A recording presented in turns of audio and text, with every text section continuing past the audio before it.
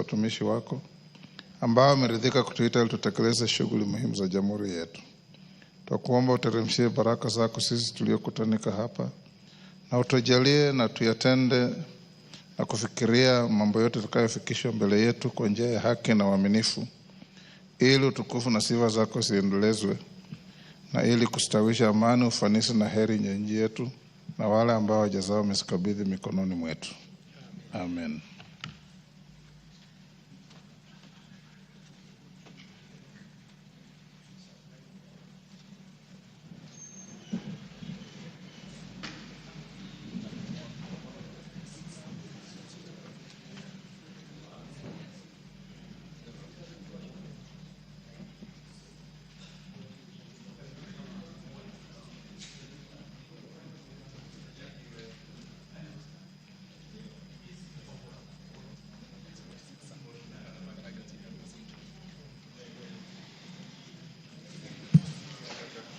Sergeant, we only need 4 extra members. If they are out there, don't ring the bell. We now have quorum.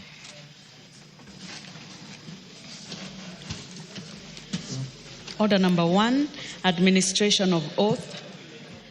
Order number 2, communication from the chair.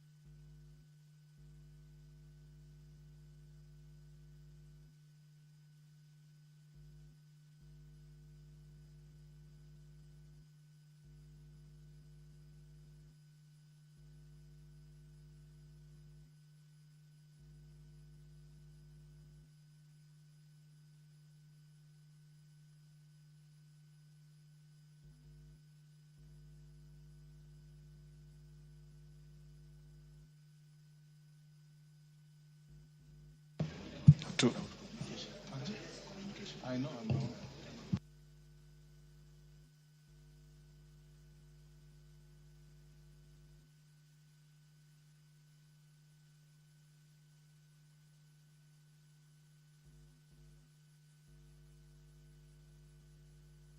Order members on their feet, take your seats. Kiborek, tafuta kiti.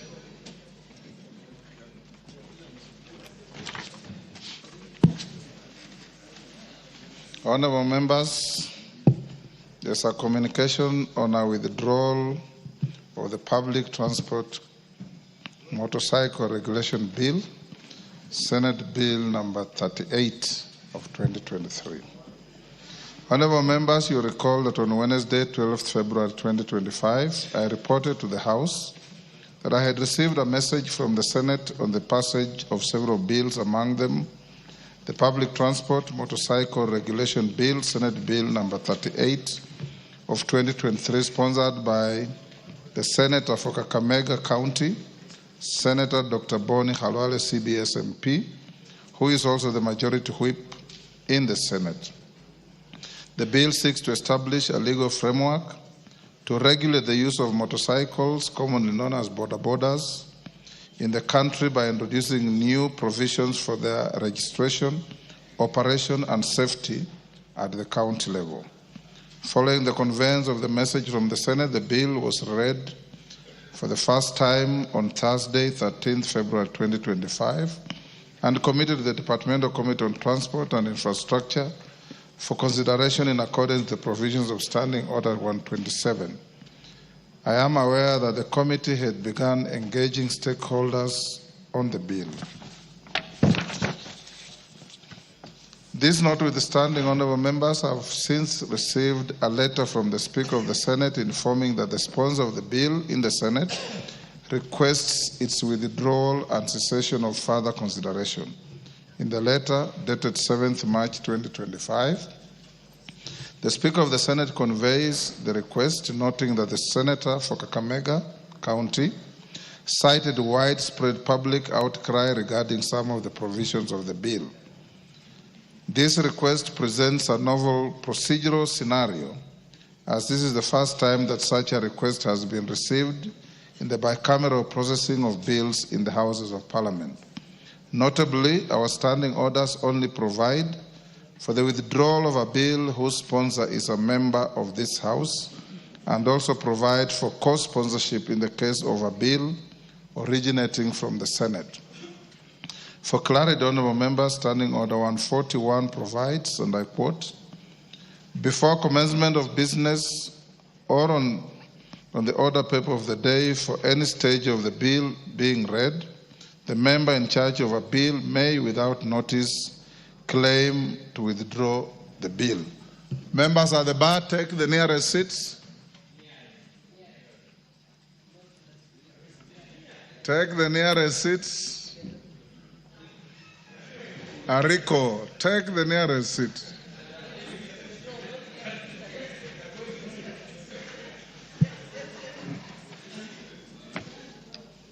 Honorable members, it is therefore evident that the current provision of the standing orders do not contemplate the withdrawal of a bill other than by the sponsor. In this instance, the Public Transport Motorcycle Regulation Bill, Senate Bill number 38 of 2023, is not co-sponsored by any member of the National Assembly. In this regard, and noting the request for withdrawal is from a member other than a member of this House, I have invoked the provisions of Standing Order number 1, which provides a basis for determining matters not expressly provided for in the standing orders. Standing Order number 1 provides, and I quote, in all cases where matters are not expressly provided for by these standing orders or by other orders of the House, any procedural question shall be decided by the Speaker. The decisions made in paragraph 1 shall be based on the Constitution of Kenya, statute law, and the usages, forms, precedents, customs, procedures, traditions, and practices of the Parliament of Kenya and other jurisdictions to the extent that these are applicable to Kenya. Honourable members, I have considered the parliamentary practice in other comparable jurisdictions to guide on the procedure to be followed. In the United Kingdom, UK Parliament, once a bill has been passed in the originating House and forwarded to the other House, the sponsor of the bill cannot unilaterally withdraw the bill in the second House. Instead, where a bill is to be withdrawn, a motion to discharge the next stage of the bill is moved for consideration by the House. This parliamentary procedure removes the scheduled consideration of the bill in the next stage of the legislative process. Erskine May's treatise on the law, privileges, proceedings, and usage of Parliament, 25th edition, notes, and I quote, by an old parliamentary rule, a bill brought from the other House should not be withdrawn. The proper course of action in this case is for the member in charge of the bill in the second House to have the order for the bill's next stage discharged. The motion that the order for the second or third reading be discharged is moved by the sponsor of the bill in the second House. Upon passage of the motion, the bill is dropped and its further legislative processes ceases. In the Parliament of India, once an individual member's bill has been passed in the originating House and is pending in the other House, the sponsor cannot directly withdraw it. The second House must consider a motion for its withdrawal. If the bill is already committed to a committee, the motion for withdrawal is referred to the committee to report back on the request for withdrawal. After tabling of the committee report on the motion, the House then considers the request for withdrawal. Once the House passes the motion, it is then considered in the other House. Honourable members, it is observed that in India, the principle of bicameral consideration during withdrawal of a bill is observed, where both Houses must put a motion seeking the withdrawal of the said bill. The Speaker's role is majorly to ensure that the necessary procedures are followed in withdrawing the bill. Honourable members, having considered the various practices in other jurisdictions, I hereby guide as follows with regard to the request for withdrawal of the Public Transport Motorcycle Regulation Bill 2023 as submitted by the Senator for Kakamega County, Senator Dr. Boni Khalwale, CBS MP, through the Speaker of the Senate. A, that to ensure order and predictability in the bicameral proceedings and processing of bills, the matter shall be considered by the House by way of a motion to discharge the particular bill from second reading, notice of which will be given, and the motion moved by the chairperson of the Departmental Committee on Transport and Infrastructure being the committee seized of the bill. That upon notice of the motion being given, the motion shall be scheduled by the House Business Committee for listing in the order paper on such a day as House Business Committee may determine. That upon consideration, should the House approve the motion, the bill shall be deemed to have been withdrawn from the National Assembly, and the Departmental Committee on Transport and Infrastructure shall cease forthwith considering the bill. If the motion to discharge the bill is not carried, consideration of the bill shall proceed in accordance with the legislative processes applicable to a bill originating from the Senate. That upon conclusion of the consideration of the motion, the Senate will be fully appraised on the decision of the House by way of a message. Having guided as such, honourable members, I shall accord an opportunity to the chairperson of the Departmental Committee on Transport and Infrastructure to give the notice of the motion under Order Number 6 so as to kickstart the withdrawal process. Honourable members, if that motion, if this House feels strongly that you need to proceed with that bill, regardless of the feelings of the original sponsor, and you negative the motion, then the bill will go on to the end. If you agree with the committee chair, then the bill will collapse there. Thank you, honourable members. Next order. Order number 3, messages. Members on their feet, take your seats. Take the nearest seats.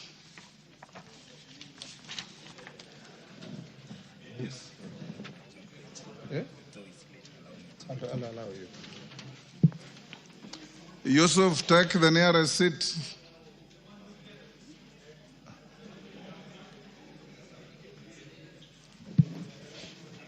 Honourable members, I have a message from the Senate on the passage of 3 bills by the Senate.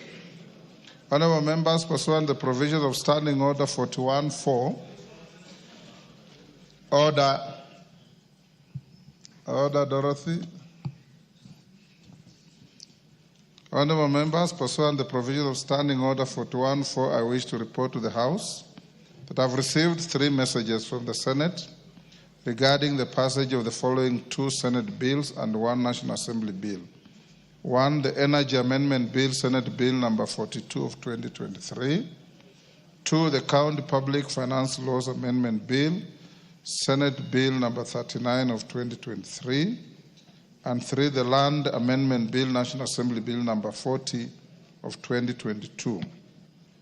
The first message conveys, honourable members, that on Tuesday, 15th April 2025, the Senate considered and passed the Energy Amendment Bill, Senate Bill number 42 of 2023 without amendments.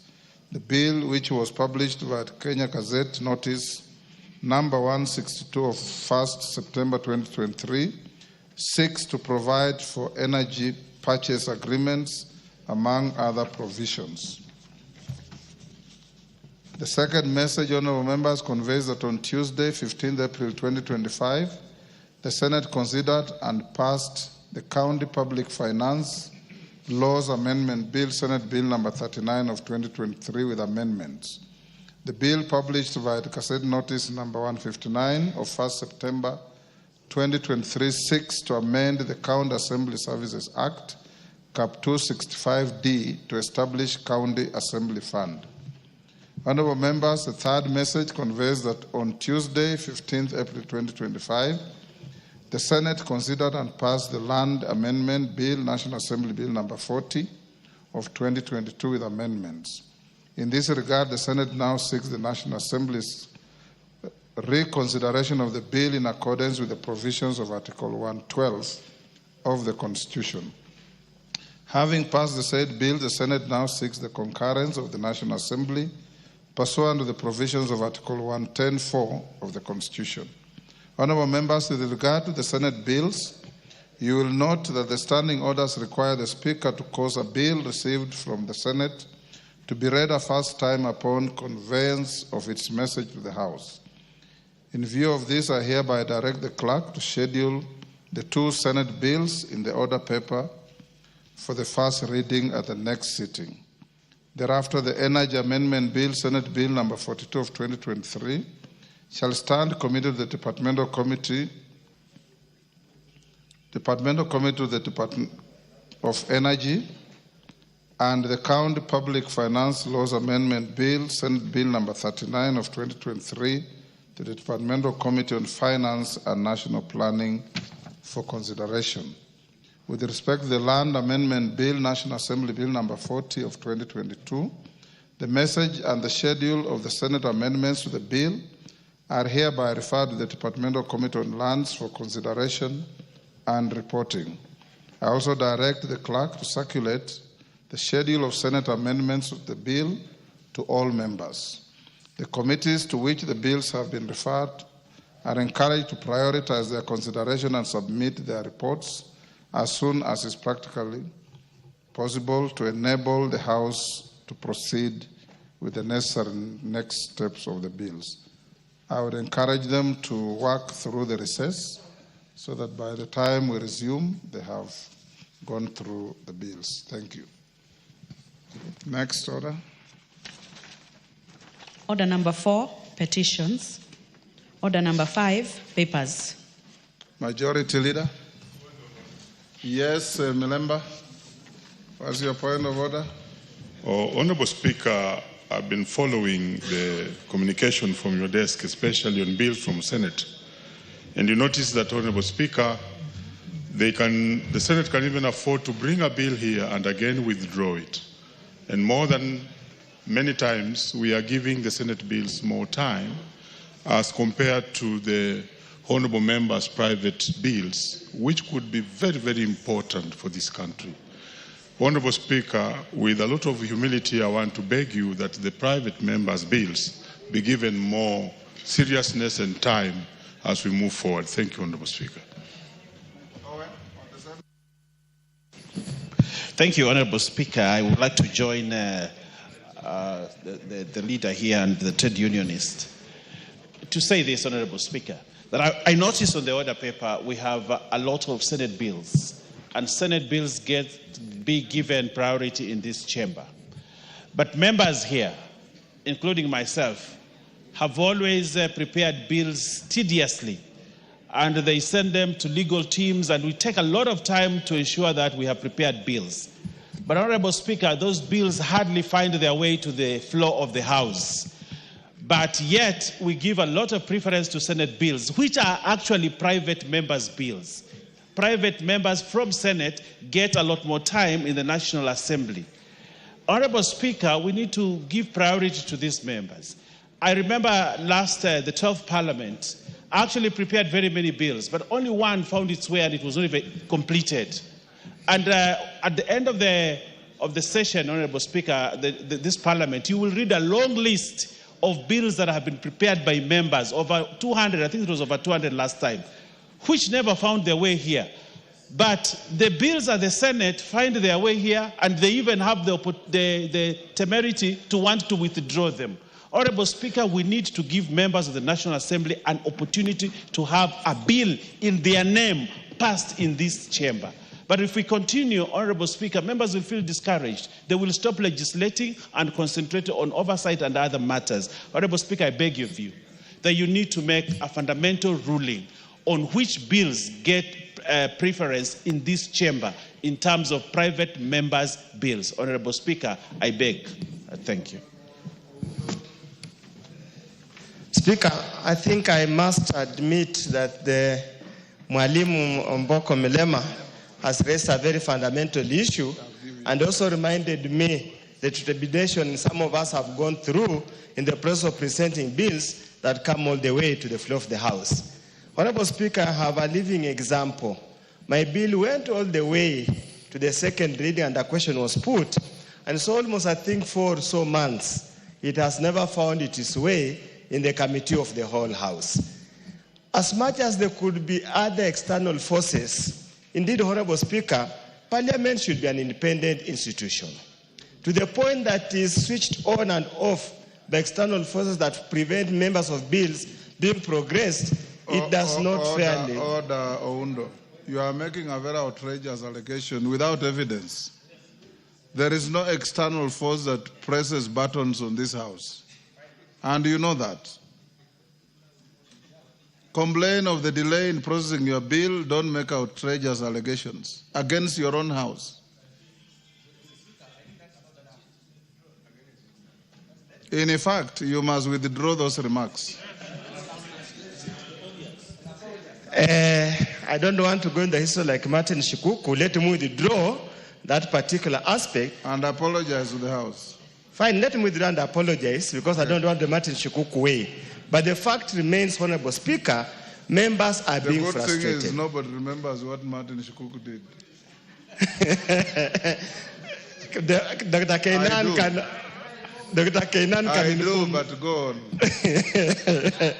Honorable Speaker, you must protect the members. You must encourage members. And the only way you can encourage members is to allow members push through their bills to the end.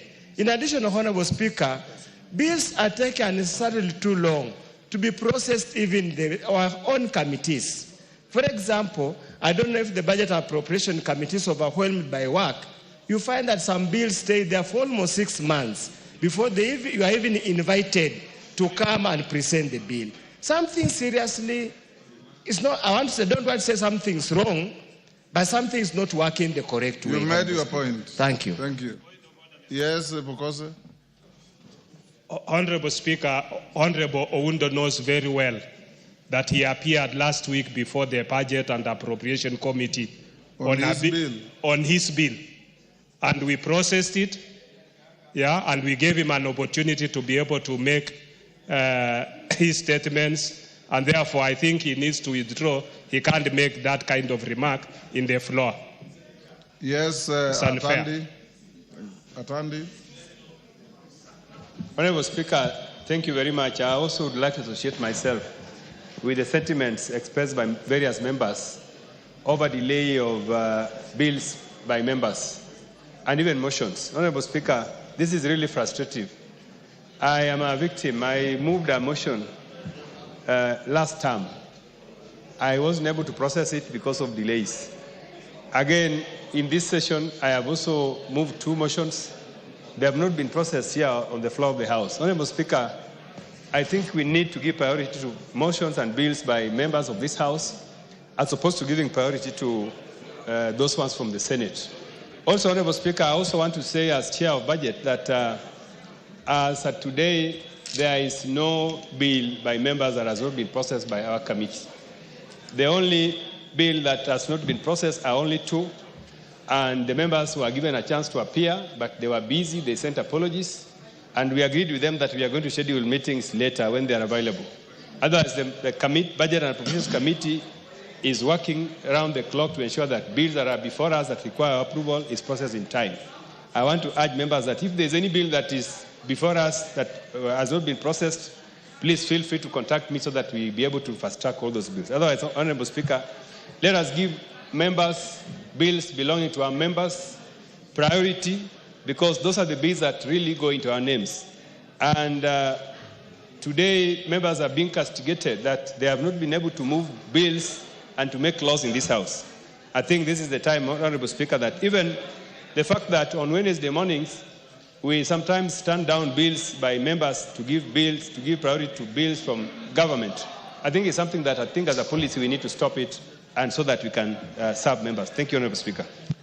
Honourable members, this point was canvassed in the House Business Committee yesterday,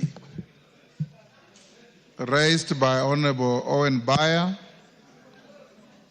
and supported by the entire committee.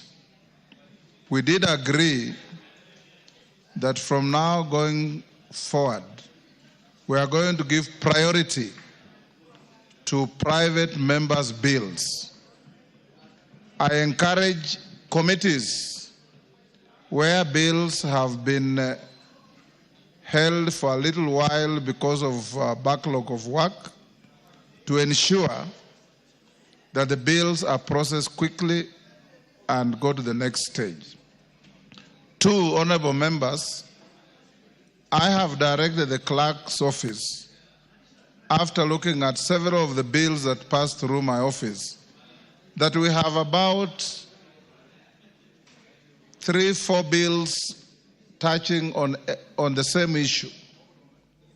And there are many where you find 5 members have sponsored different bills trying to amend the same existing statute.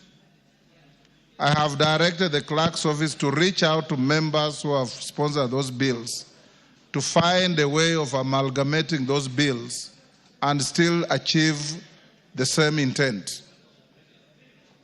Thirdly, I have talked to the leader of majority, and Owen, you are part of the leadership, that we'll get to some point where you lend government time to private members' bills to be prosecuted before this House, because we have an inordinately large number of private members' bills that are pending.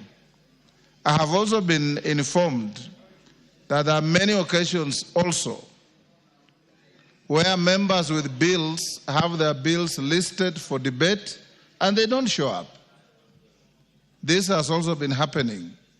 So members, if you have your bills, you also have a duty to do a follow-up at the table office and the clerk's office to ensure that they move to the next stage. When they come to House Business Committee, we'll give them utmost priority. I do agree that there is absolutely no sensible reason for you to continue prosecuting bills of private members from your sister house and put your own bills from your private members in abeyance. They must all move together. If anything, you should have yours given priority. And we'll do exactly that. Thank you. Thank you. Honourable members, before we call the next order, allow me to acknowledge in the public gallery Kisii County University Students Association from South Mugirango, Kisii, Osen Mixed Day Boarding Primary School, Day and Boarding Primary School from Baringo North, Baringo. I have been requested by Honourable McClap. I'll give you 1 minute, Osoro 1 minute, to welcome the students from your respective jurisdictions. McClap, there's a mic next to you. Thank you, Mr. Speaker. I want to take this opportunity to join you in welcoming Osen Day and Boarding Comprehensive School. The students in Parliament are the JSS classes of Osen Comprehensive School. And to report to this House, this is one of the best public day boarding primary school in Baringo North. And they have students that have excelled to join various national schools in Kenya. And even this JSS class, we are very optimistic that they will join senior secondary school come next year.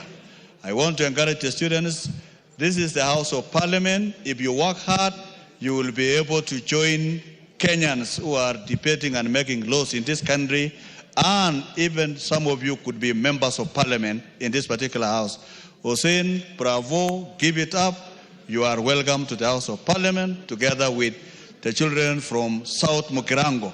You are now together in one place, chambers of the House and the Gallery of Parliament, and you will meet as Kenyans going forward. Thank you so much, Mr. Speaker.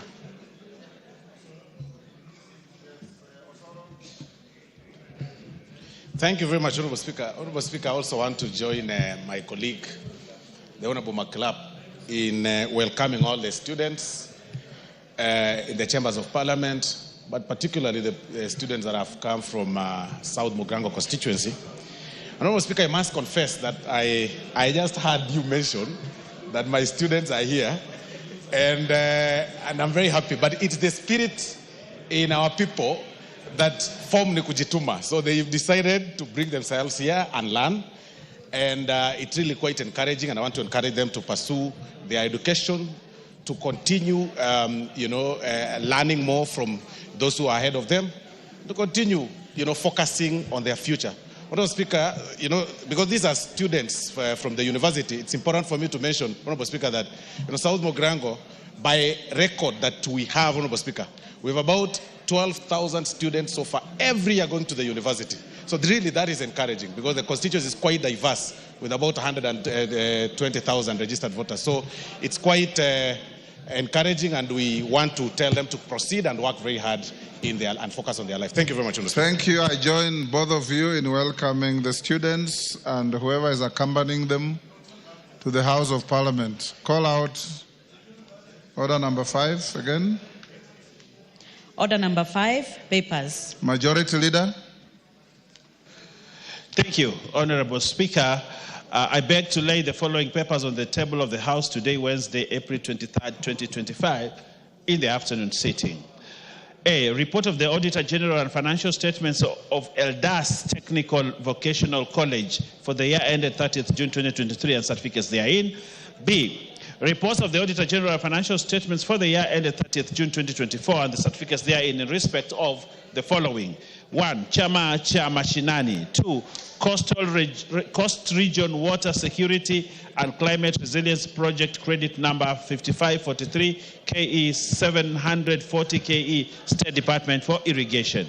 3. Commission on Revenue Allocation Staff Car Loans Scheme Fund. 4. Commission on Revenue Allocation Staff Mortgage Scheme Fund. 5. Consolidated Fund Services Public Debt, the National Treasury. 6. Devolution Empowerment Party. 7. Kaiboi National Polytechnic. 8. Kenya Institute of Curriculum Development Mortgage and Car Loan Scheme. 9. Cochin Technical Training Institute. 10. Laikipia East Technical and Vocational College. 11. Laikipia West Technical and Vocational College. 12. Meru Technical and Vocational College. 13. Moi Teachers Training College, Baringo. 14. National Council for Children Services. 15. National Council for Law Reporting. 16. National Government Affirmative Action Fund. 17. Northern Water Works Development Agency. 18. Omuga Technical and Vocational College. 19. Orange Democratic Party. 20. Petroleum Development Levy Fund Holding Account. 21. Receiver of Revenue Statements, State Department for Irrigation and Citizen Services. 22. Revenue Statement of the Business Registration Service. 23. Revenue Statement of the Pensions Department, the National Treasury. 24. Revenue Statements for Department for Internal Security and National Administration. 25. Samburu Technical and Vocational College. 26. Sports Kenya. 27. The Kenya Academy Sports. 28. Tinderet Technical and Vocational College. 29. United Democratic Movement. 30. University of Nairobi Enterprise Limited. 31. University of Nairobi Press Limited. 32. University of Nairobi. 33. Uriri Technical and Vocational College. And lastly, Honorable Speaker, at number 34, Ziwa Technical Training Institute, Wasigishu County. I thank you, Honorable Speaker, and I beg to lay. Next order. Next order.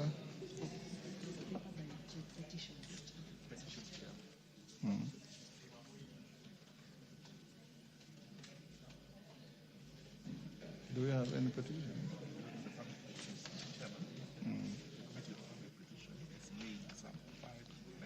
Then call out petitions. Do you call out?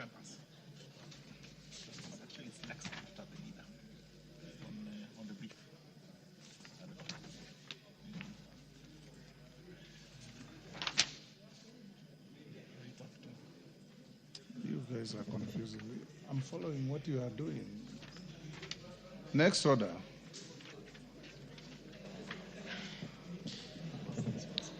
Order number 6, notices of motion. Why do you want to do that? Yes, Chair, Transport.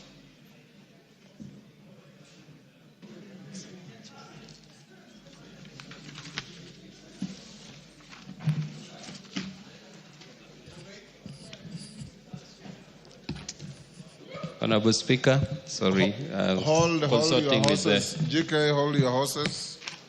The clerk's documents and what I have are not synchronized.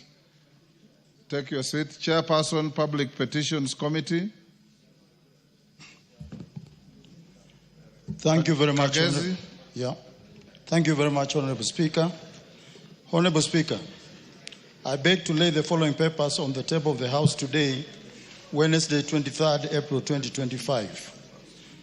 Reports of the Public Petitions Committee on its consideration of, number 1, Public Petition number 15 of 2023 by Honorable Florence Jamatia MP regarding the declaration of Mukutani Forest as a public forest.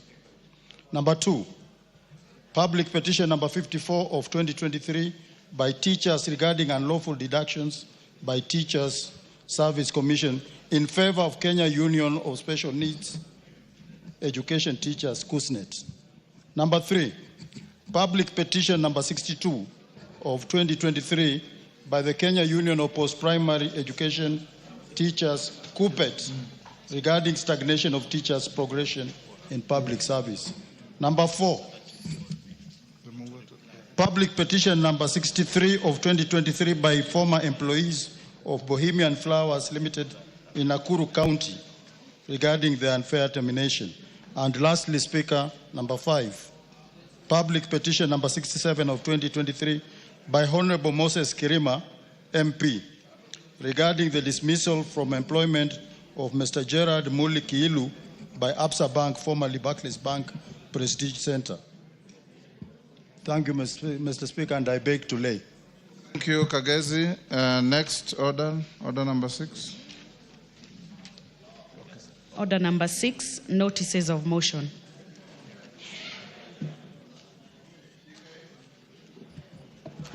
GK. Honorable Speaker, I beg to give a notice of the following motion, that this House resolves to discharge the second reading of the public transport, that is motorcycle bill, Senate Bill number 38 of 2023. Thank you, Honorable Speaker.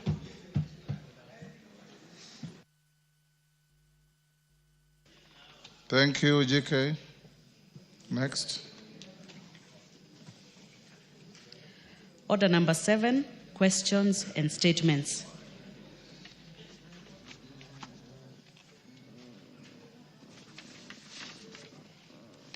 Yes, honorable members, we have first,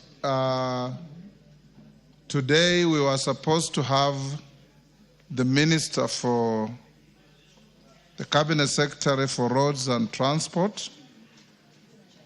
I received a letter this morning that the CS is away in China with His Excellency the President for important national business, and is requested that time allowing and subject to the organization of work by the majority leadership, is available to appear next Wednesday or any other day that the Parliament may decide.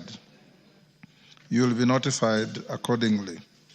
So the questions that are listed to the Minister for Roads and Transport will be stayed until then. On the formal order paper, we have no listed statements, but I've been visited by several members who wanted to respond to statements or make statements or request statements. I will allow Dr. Mutunga, I'm not calling you to start yet, Dr. Nyikal, Mandazi, Karemba, Murugara, those are the ones who have talked to me. Don't raise your hand simply because I've said we don't have a list. I'm talking of those who have been like the 5 wise girls in the Bible who came to see the speaker to ask for an opportunity to raise or make their statements.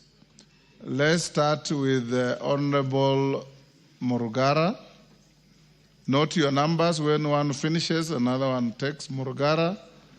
After Murugara, Karemba. After Karemba, member for Mogotio, Kiborek. After Kiborek, Mandazi. Then we'll close that chapter with responses from Dr. Nyikal and Dr. Mutunga. Those of you who have got statements and have, I think there's a Boer who also saw me, and have not reached the speaker, talk to the clerks at the table. Because I'll not allow you to shoot up with a statement that I've neither seen nor approved. Okay? Thank you, Mr. Speaker. Mine is a response. Yeah. I think let them request for statements. Yours is a response? It's a response. So start with the turbaned man next to you. Yes, my neighbor. Yes. Yes, the one and only. Thank you, Honorable Speaker. Honorable Speaker, pursuant to the provisions of Standing Order 44-2C, I rise to request for a statement from the Chairperson of the Departmental Committee on Health regarding the challenges faced by teachers and police officers in accessing medical services arising from their medical cover. Honorable Speaker, the government-funded medical insurance scheme for teachers and the police in Kenya, which relies on capitation system, has faced significant challenges due to delayed payments to hospitals. This has resulted in hospitals either refusing to provide services to these groups or demanding out-of-pocket payments. The issue is claimed to stem from the government's failure to release allocated funds, despite teachers and police officers being deducted their medical scheme contributions from their salaries. The contributions of teachers and police officers form the bedrock of society stability and progress. To ensure that they fulfill their vital roles in education and public safety effectively, prioritizing their physical and mental well-being is not just a moral imperative, but also a strategic necessity. Honorable Speaker, it is regrettable that teachers and police officers, particularly those from Runyenja's constituency and Embu County at large, have expressed serious grievances regarding their medical cover. These concerns highlight systemic issues that require urgent attention, as they affect not only teachers and police officers in Runyenja's and Embu County at large, but also thousands of others across the country. This crisis, marked by hospitals denying them services due to unpaid claims and stalled National Treasury contracts, exposes systemic failures endangering public servants and their dependents nationwide. Addressing these challenges is therefore critical to ensuring that these essential public servants receive their the health care they deserve, for them to continue serving our communities effectively. Honorable Speaker, it is against this background that I request for a statement from the Chairperson of the Departmental Committee on Health on the following challenges. 1. Plans put in place by the Ministry to remit the medical capitation funds to hospitals and the timelines for the implementation. 2. Action being taken to ensure that teachers and police officers access unlimited medical services, considering that their contributions are deducted from their salaries consistently. And lastly, efforts being made to address the challenges relating to medical insurance and the health service delivery for public servants, particularly police officers and teachers. I thank you, Honorable Speaker. Thank you, Karemba. It was to which committee? Departmental Committee on Health. Dr. Nyikal, can you respond within the first week of resumption from recess? Thank you, Mr. Speaker. We will be able to give a report within the first week after recess. Thank you. Mandazi?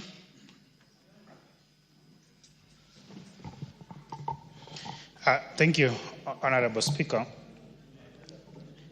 Pursuant to Standing Order 259D2, I rise to pay tribute to late Honorable John Koech, a former Member of Parliament for Chepalungu Constituency, who passed away on the 8th of April 2025 after short illness.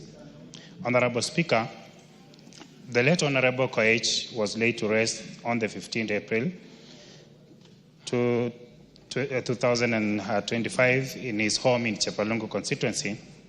His life was a shining testament to public service and selfless leadership.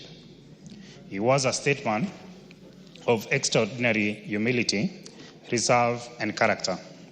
A long-serving member of Parliament for Chepalungu constituency and a respected cabinet minister, he gave his all to the service of our nation. Notably, Honorable Speaker, he is so far the longest-serving member of Parliament for Chepalungu, having held the seat from 1979 to 1990, and again from 2003 to 2007. A testament, Honorable Speaker, to the deep trust and enduring bond he shared with his constituents. Honorable Speaker, from his early days under the Kenya African National Union, that is KANU, Honorable Koech distinguished himself as a man of reason and a voice of the people. He rose steadily, propelled not by ambition, but by purpose. His leadership was marked by a deep connection to the people he served, and especially the often overlooked communities of Chepalungu, where he championed development in education, infrastructure, agriculture, and youth empowerment. When he spoke, Honorable Speaker, people listened to him not because he shouted, but because his words carried the weight of wisdom and sincerity. He was a leader who believed that roads should reach to the farmers, that children should sit in classrooms and dream freely, that young people should have a future built on opportunity, not despair. Honorable Speaker, as a Minister for East African Community and Regional Cooperation, Honorable Koech extended his vision beyond our borders. He believed deeply in regional unity and worked tirelessly to build bridges, economic, diplomatic, and cultural between Kenya and our neighbors. His efforts laid the groundwork for stronger regional integration and a shared East African destiny. One of the most defining moments of his political career came in 2002, Honorable Speaker, during the time of great political upheaval. He made the courageous choice to part ways with then the ruling party and stood firmly on the side of change, aligning himself with the National Rainbow Coalition and in then presidential candidate Honorable Mwai Kibaki. That decision, which he led to his expulsion from KANU, was not just political, it was moral. It was a stand for democracy, a bold declaration that the will of the people must always prevail over the convenience of power. Honorable Speaker, beyond politics, the late Honorable John Koech was a diplomat who served the country as the permanent representative at the United Nations Environment Program, that is UNEP, a responsibility he discharged dutifully. In burying the late Honorable Koech, we did not bury his ideals. We planted a legacy. We laid to rest a body, but his spirit of service, of courage, of leadership lives on in lives he touched and institutions he helped build. As we mourn his loss, We draw inspirations from the extraordinary lives and service and dedication to humanity. Allow me, the Speaker, may his soul rest in eternal peace. May his family, the loved ones, find comfort in deeply legacy he leaves behind. Honorable Speaker, allow me to recognize the support that you gave to the family, together with honorable members from this House. We were so privileged as a constituency. And equally, Mr. Speaker, allow me to register the support given to the family by His Excellency the President of the Republic, CS Chirchir, CS Murkomen, and all the support that we got in paying his last respect. I thank all of them on behalf of the family and on behalf of the constituency. Thank you so much, Speaker. Thank you, Honorable Mandazi. I can see you are very selective. You as truly here also send support to the family.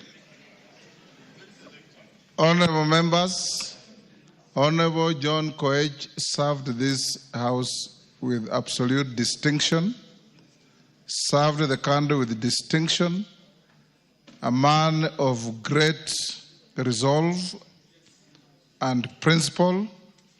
We served in cabinet of Mzee Kibaki with him, and he served in various capacities, even in the days when it was difficult for members to say no to the establishment. He did, and his departure leaves this country the poorer. In honor of Honorable Koech, and I did, as your Speaker, send a written message to the family on your behalf as a House. I request us to be upstanding to observe a minute's silence in his honor.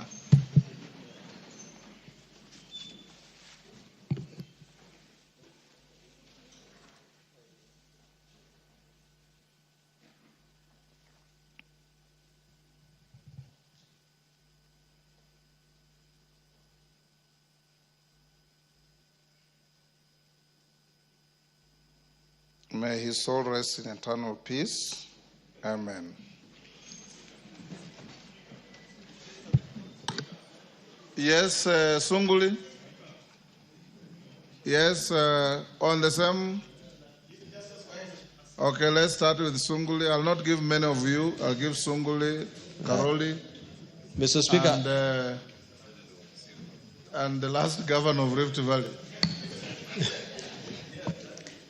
Mr. Speaker, I also stand in order to give my condolences to the family of John Koech. We served with John Koech in government, and as a friend of his, as a neighboring constituency, I was always privileged to work very closely with him. John Koech was a man who did not always conform.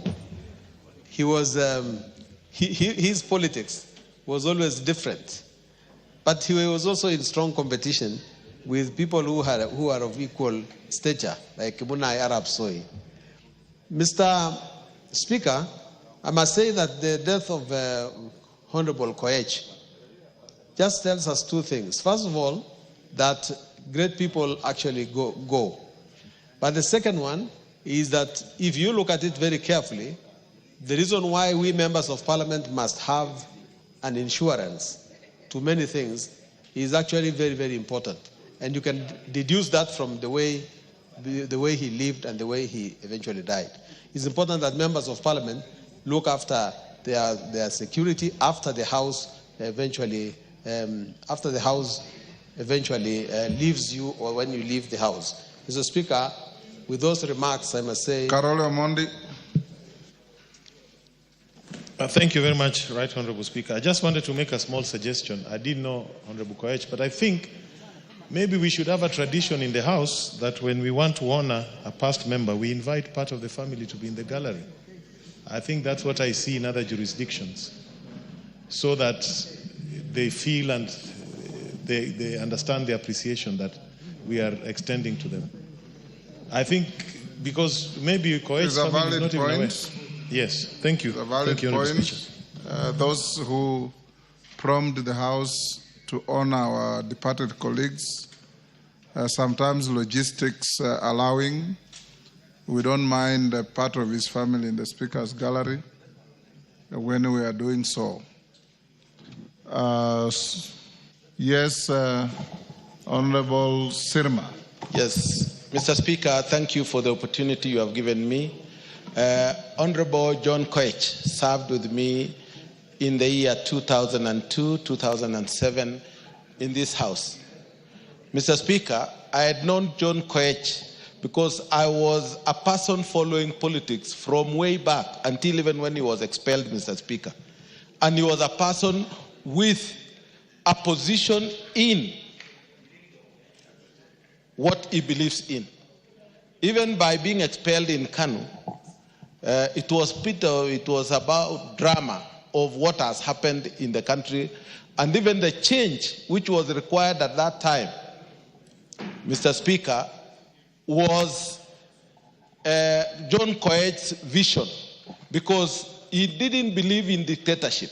He believed in being a Democrat and making things work in this country. Mr. Speaker, when I was with John Koech, unfortunately we were in the opposition at that time.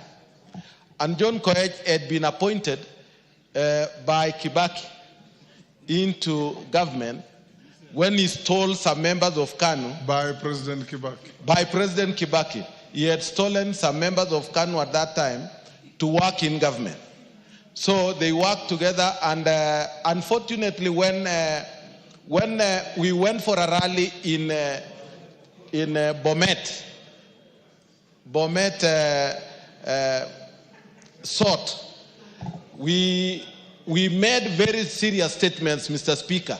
That is when I was crowned the governor of Rift Valley, because I declared secession of Rift Valley from Kenya. Mr. Speaker, John Koech almost ran away. You are disclosing a criminal offense. No problem. I faced it at that time and I wrote statement and it was over. So at that time, things were not easy.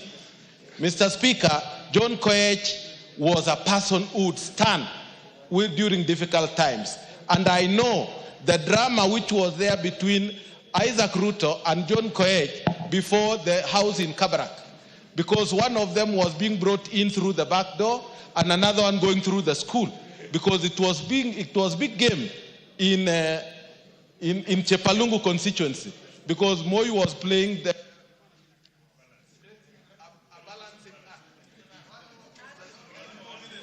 Give him a minute. Mr. Speaker, there was a balancing act which was being played on them. And finally, that is when Ruto, also Isaac Ruto, was removed out of parliament, and then John Koech came back again.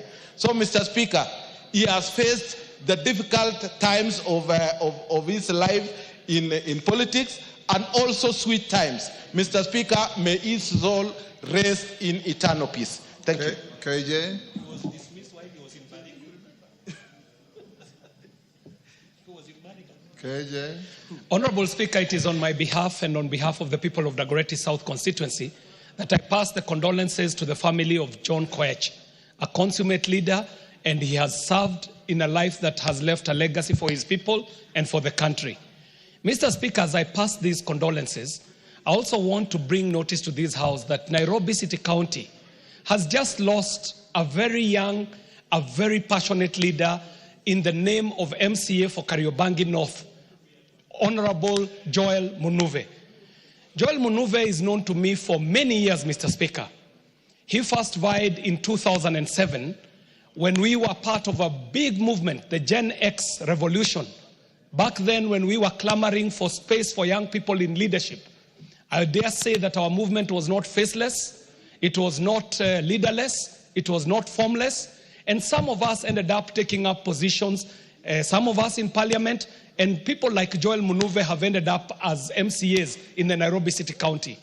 But Mr. Speaker, the death of Honorable Joel Munuve is a curious death, especially at a time when he was raising very pertinent issues about the leadership and the goings-on in City Hall, Mr. Speaker.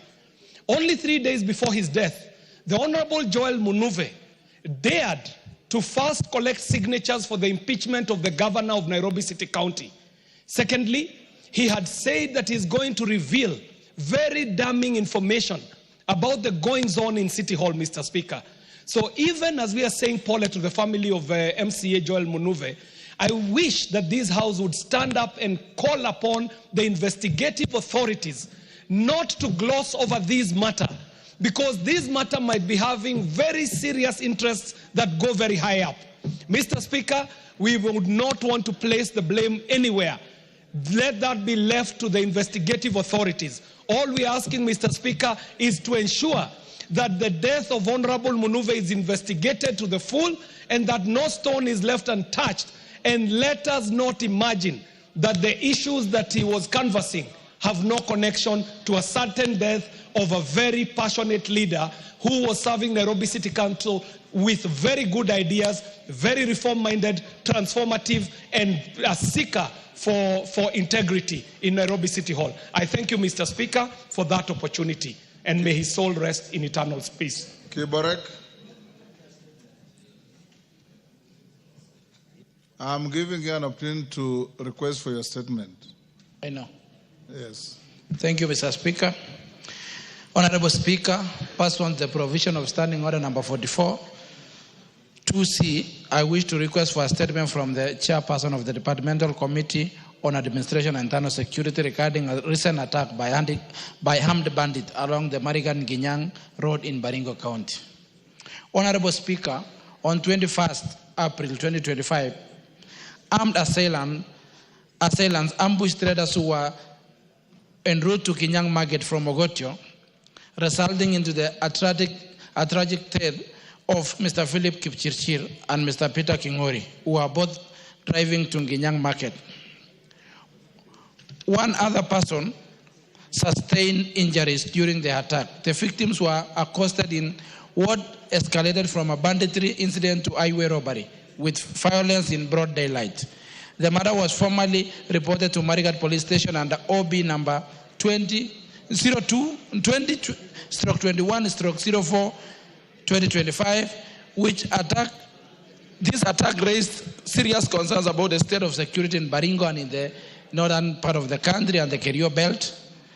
It has disrupted daily life of the residents in Baringo, affected their economic activities, and caused fear among the residents. Honorable Speaker, it is against this background that I request for a statement from the chairperson of the Departmental Committee on Administration and Internal Security on the following issues. One, a detailed account of the recent attack and the current status of investigation into the matter, particularly the killing of Mr. Philip Kipchirchir and Peter Kingori, and the progress made in identifying and apprehending those responsible for the killing. Two, Mr. Speaker, the step that the ministry is making to disarm members of the public who own unlicensed and illegal firearms in Baringo and Kerio Belt and northern Kenya.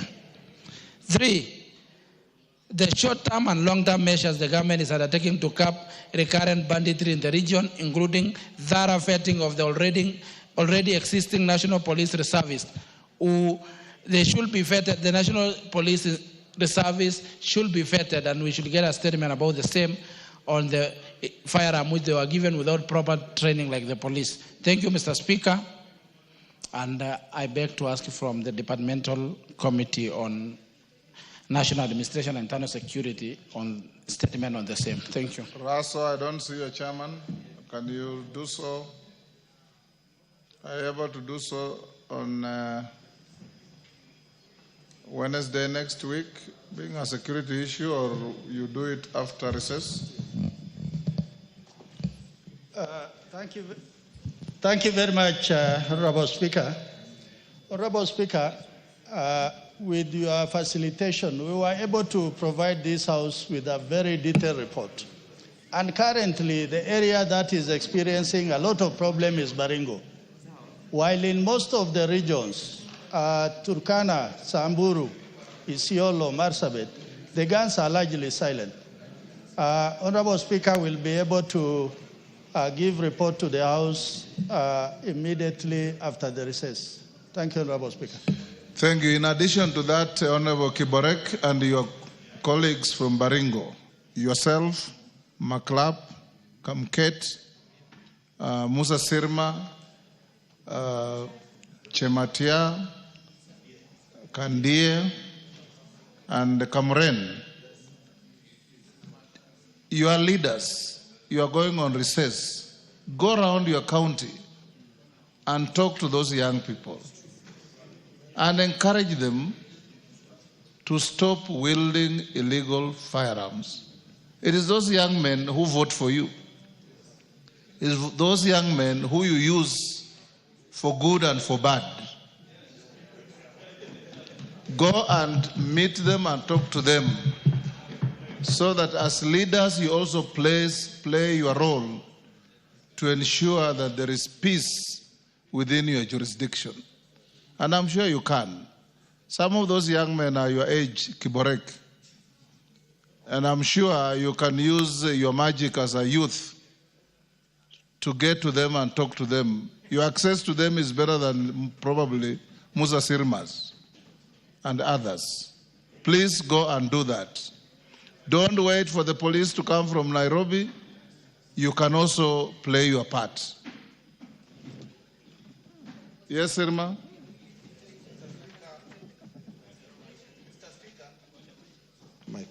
Mr. Speaker, we take your statement very seriously, and we want to promise that we shall do as said on behalf of all the members who are even here and those who are not here.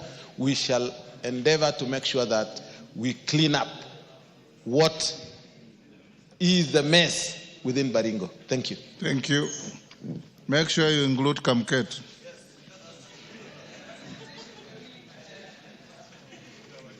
Abor.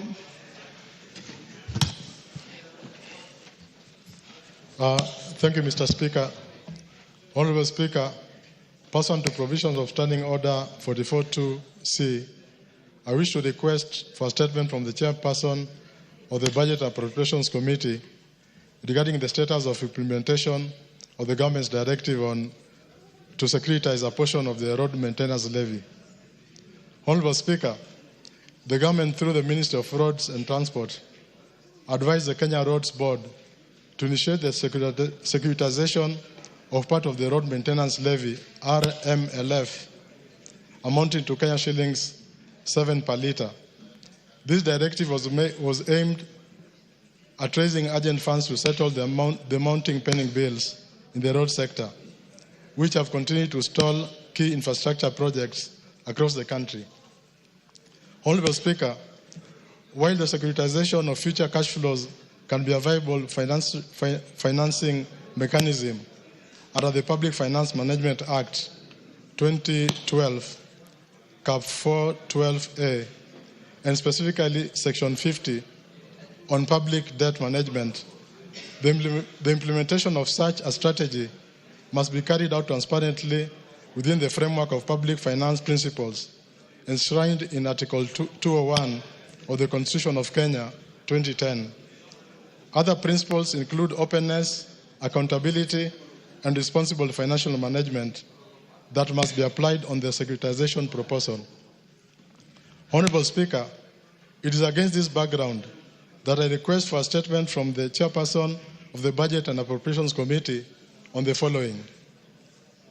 Number one, the current status of implementation of the securitization of the road maintenance levy fund as directed by the government.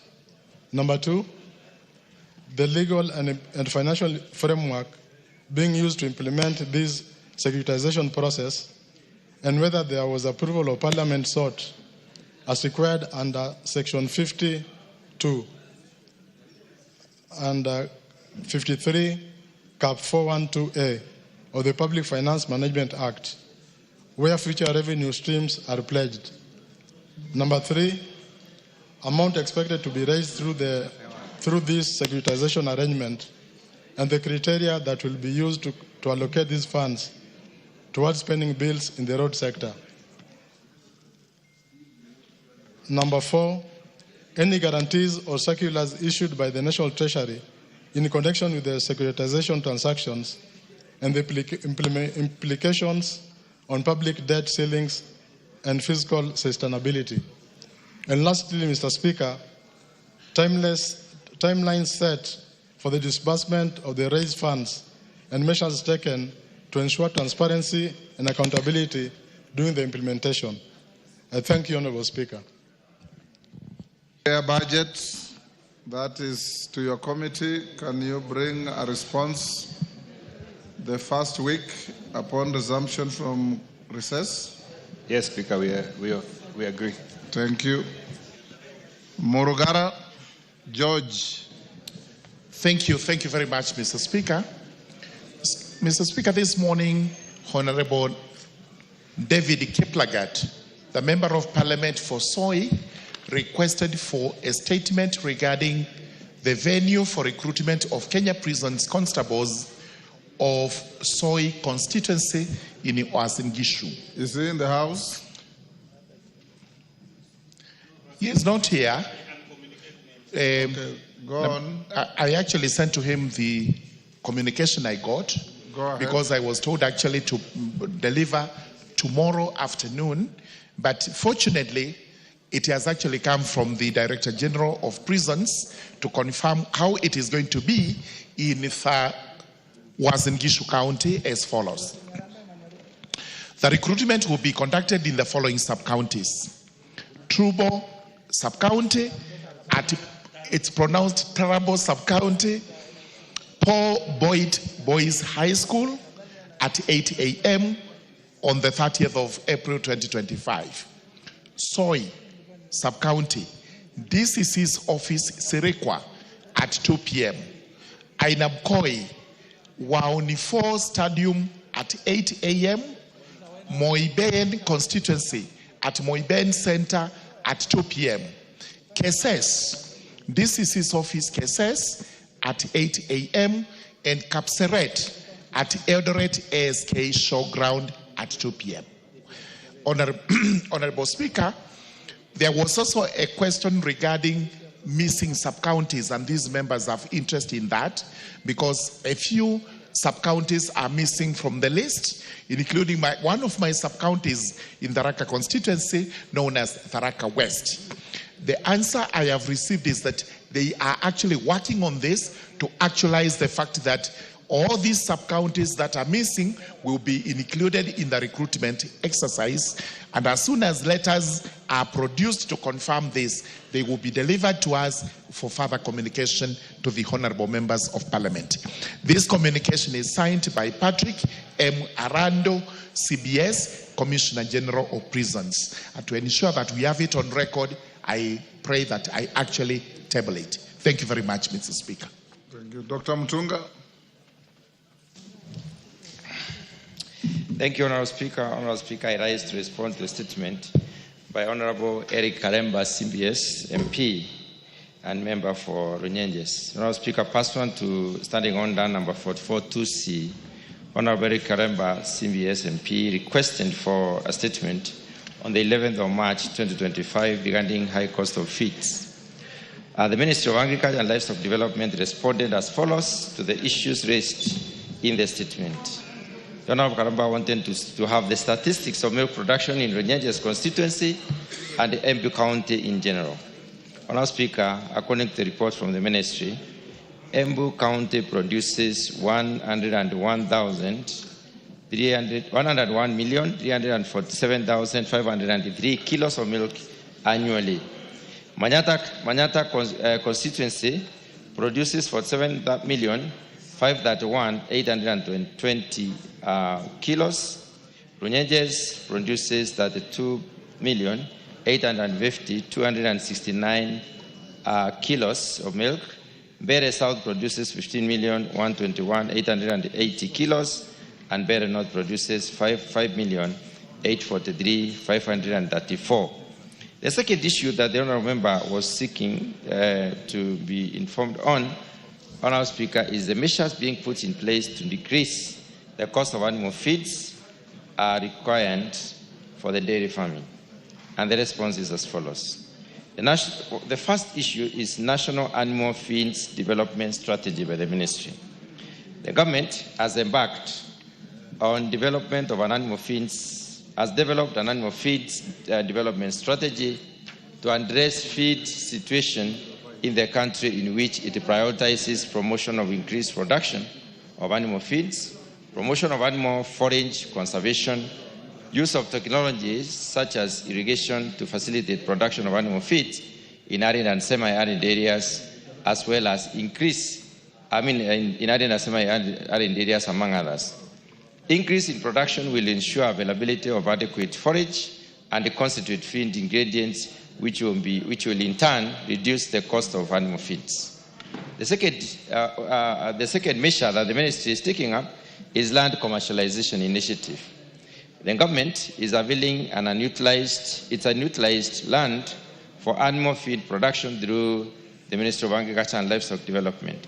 The land is available for both local and international investors, and the land will be used for production of feeds to ensure availability and reduce the cost of livestock feeds. It will commercialize pastures and fodder production for distribution to farmers. The government land, such as that held by the Agricultural Development Corporation, Kenya Agriculture and Livestock Research Organization, and livestock farms and former livestock holding grounds, will be utilized for this purpose. The third measure that the government is the ministry is taking up is public-private partnership in feed production. Madam Speaker, the government is encouraging public-private partnership to ensure that there is sufficient investment in the livestock feed sector. For the last 2 years, the government has participated in international conferences in Rome and other countries where it has pitched for feasible investment options in animal feed industry. As a result, several investors have already arrived in the country to invest, a key among them including the following. One is Devolution Animal Feeds, a Dutch-based company who are investing a total of 300 million Kenya shillings to produce 200,000 metric tons of feed annually in a modern feed milling factory at Athi River, and the factory is set to open later in the year. Madam Speaker, the other one is the government has also signed an MOU with the United Arab Emirates based in Al Dahra, United Arab Emirates company based in it's called Al Dahra Company, which will lease and manage up to 200,000 acres of irrigated farmland in the Galana Kulalu Ranch, with an estimated investment of up to $800 million. The other measure that the ministry is taking, the government is taking, is duty waiver for importation of raw materials for processing of animal feeds. Honourable Speaker, the government has made deliberate efforts to allow duty-free importation of animal feed supplements and the ingredients, particularly the enzymes, amino acids, and protein concentrates, in order to lower the overall cost of animal feed. The duty waiver addresses the problem. How much more to go, Dr. Mutunga? 1.5 pages, maybe 3 minutes. Yes, finish quickly. Okay. Honourable Speaker, the government has also deliberately incentivized capital investment in animal feed manufacturing and livestock production through similar duty waivers to enhance local production and also value addition. The fourth measure is promotion of alternative and sustainable feed ingredients. This basically recognizes the reliance on important ingredients, and therefore local production is prioritized in this particular case. So the government is exploring possibilities for additional sources of proteins, which include alternatives such as fish and soya beans, and this further reduces the protein source of the animal feed, which is not in competition with the human beings. And the seventh one is investment in, the sixth one is investment in capacity building on feeds, where the government is basically training or building capacity for farmers to be able to make their own rations, which is called home in ration, and this is spreading across the country. And the final measure that the government is taking, is implementing, is partnership with other stakeholders in form of programmatic arrangement. We have several projects within the ministry, such as the National Value Chain Development Support Program and the Food System Resilience Program, which are covering all the counties, 47 of them, and these are aimed at availing animal feed at lower cost. The third issue that the honourable member wanted clarification on is the initiatives being put in place to enhance milk production in the country. Honourable Speaker, the initiatives are as follows. I've basically mentioned them and briefly elaborate. One of them is enhancing production of livestock feeds to improve dairy feeding. That I have already gone into. I don't need to allude to it anymore. The other one is improving the quality and safety of the feed itself, where the ministry or the government came up with a legislation, which is the Kenya Fertilizer and Animal Feeds Act, Cap 345, that is being implemented currently to ensure that animal feeds are available, which are safe and also cheap. The third one is improving dairy genetics, and this is important, Honourable Speaker. On improving the genetics, the government has set up an additional semen production unit at ADC Endebess in Kitale. And this is under, and then the other one is the one at Kabete, Lower Kabete, which is the Kenya Animal Genetics Resource Center.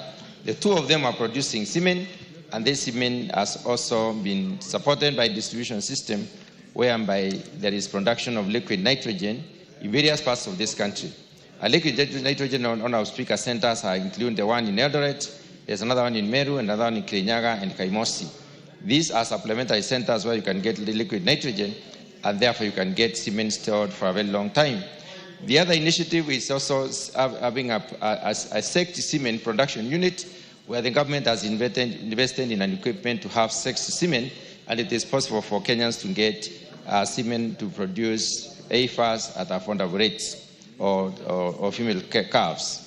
The the second last initiative on our speaker is capacity building of farmers and other stakeholders, where various initiatives have been put in place to enable the Kenyan farmers to produce better milk, more milk, and clean milk for that matter at affordable rates.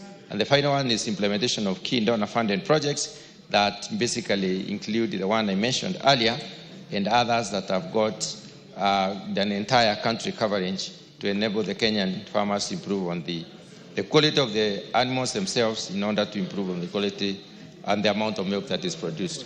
Honourable Speaker, I do submit. Thank you, Mtunga. Karemba. Thank you, Honourable Speaker. Well, I wish to appreciate the effort made by the Chair in responding to my issue.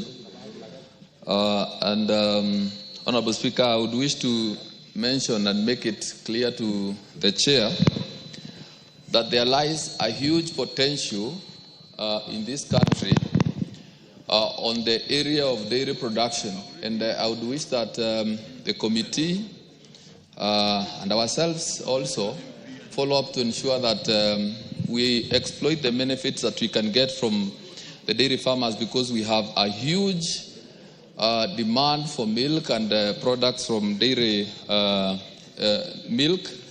And I believe that it is only if the government would go into ensuring that the feeds are not as costly as they are currently.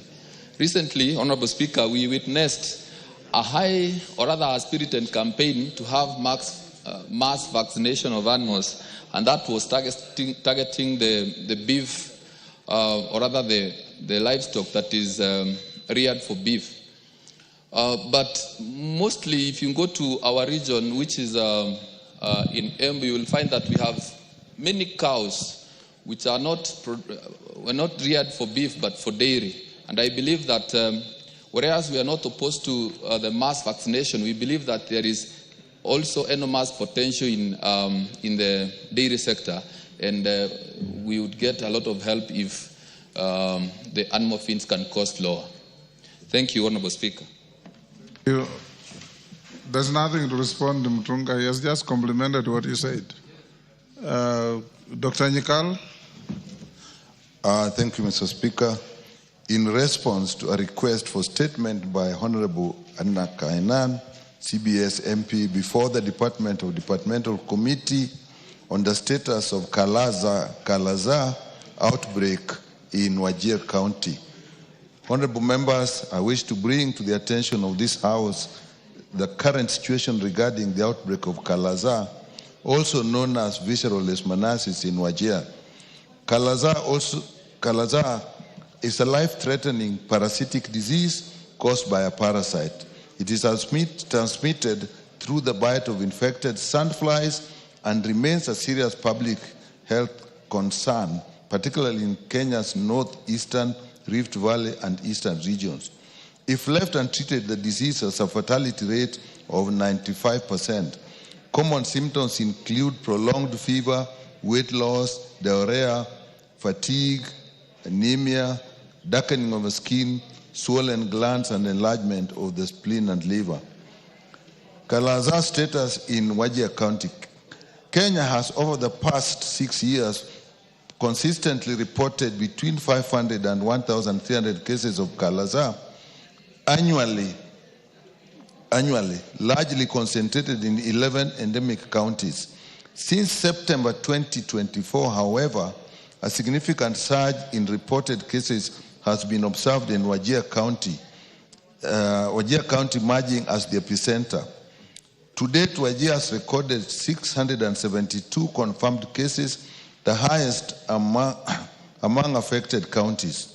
Of these, 85% of patients have been successfully treated and recovered. 11% are undergoing treatment, and tragically, 29 lives have been lost, representing a case fatality of 3.8%, which means out of 1,000 people, 38 people have died. The most affected sub-counties are Wajir East, Wajir West, and Elders. Currently, 86 cases are on treatment across the various sub-county health facilities. In Wajir County Referral Hospital, 55 cases, Grift Sub-County Hospital, 22, Elder Sub-County Hospital, 8, and Bule Sub-County Hospital, 1. Leishmaniasis transmission in the affected region is predominantly driven by the presence of and proliferation of a sandfly known as phlebotomas, which thrive in arid and semi-arid areas commonly found in northern Kenya. Human infections typically occur when individuals are exposed to these vectors while residing or moving in those endemic areas, particularly near termite mounds, animal shelters, and cracks in walls in abandoned buildings. The risk of infection and disease is severely and significantly heightened by underlying vulnerabilities like malnutrition, weakened immunities, comorbidities like people who are infected with diseases like HIV, and delayed health-seeking behavior. The disease disproportionately affects marginalized populations living in remote, underserved areas where access to timely diagnosis and treatment is limited. Environmental and socioeconomic factors further exacerbate the outbreak. These include poor housing conditions that offer little protection against sandfly, water scarcity, and increased population mobility, displacement due to conflict or climatic factors. Additionally, low community awareness combined with high levels of cross-border movement complicates surveillance, control, and case management. Without sustained multi-sectoral interventions, including vector control, early detection, and continuous health system strengthening, the risk of recurrent outbreaks and higher mortality remains significant. Intervention undertaken in Wajir so far. Honorable members, in response to the outgoing Kalaza outbreak in Wajir County, the government of Kenya, through the Ministry of Health, in collaboration with the World Health Organization and other partners, has activated a multi-sectoral coordinated public health response, meaning including many sectors. The ministry deployed a multidisciplinary team led by their field epidemiology team to conduct rapid field investigations and case management. To bolster frontline capacity, they have trained over 30 healthcare workers in diagnosis, treatment, and case management of leishmaniasis across the 4 affected centers. This is complemented by continuous medical education targeted on the job mentorship and training on case-based surveillance reporting through health information systems aimed at improving the data accuracy and timelines. To support the diagnostics and treatment, the Ministry of Health has distributed 768 boxes of a rapid diagnostic test, 850 vials of sodium stibogluconate, 1,900 vials from paromycin, 840 vials of ambisome. Those are actually the 3 drugs that are used in the treatment. An additional 200 test kits and 400 more vials of drugs were also procured using supplementary funds. Furthermore, in collaboration with the partners such as World Health Organization and Medicines Sans Frontières, the ministry coordinated the delivery of these critical health products and technologies to Wajir County to ensure uninterrupted availability of essential diagnostic and treatment supplies for the affected population. To strengthen inpatient cases, 100 hospital beds and mattresses were distributed to improve the quality of care and comfort in the treatment facilities. Importantly, 3 mobile laboratory units were deployed in the most affected sub-counties to facilitate timely diagnosis, treatment, and on-site data collection. In addition to these medical efforts, the ministry launched comprehensive vector control activities aimed at mitigating the spread of leishmaniasis by targeting sandfly vector responsible for the disease transmission. To this end, the ministry procured 50 farm guard masked duster machines, 150 omni pumps, and 141 two-stroke engine sprayers. Basically, these are actually for spraying in the environment and spraying inside the houses. And also 1,000 sachets of insecticides for the same. These integrated vector management strategies are crucial to reducing vector density and lowering transmission. Also, on the long term, the ministry has continued in the recognition of the current nature of visceral leishmaniasis. The broader and more resilient public health systems in the ministry has initiated long-term measures aimed at sustaining progress and preventing future outbreaks. These include a national strategic plan. They've also provided resources through the supplementary budget, and this has been useful in containing the outbreak. Honorable members, looking forward, the ministry has worked out a plan with KEMSA to distribute the required drugs and equipment in the affected areas. And also, Mr. Speaker, in the long term, Kenya Medical Research Institute has played a central role and will continue to play a central role to actually monitor the disease outbreak, monitor responses for a long. This is not only for the regions affected, but for the country as large. So the ministry remains available to provide any further clarification that this Honorable House may require. Signed by the Honorable Minister Aden Duale, ECG, EGA Cabinet Secretary. Thank you, Mr. Speaker. Kainan.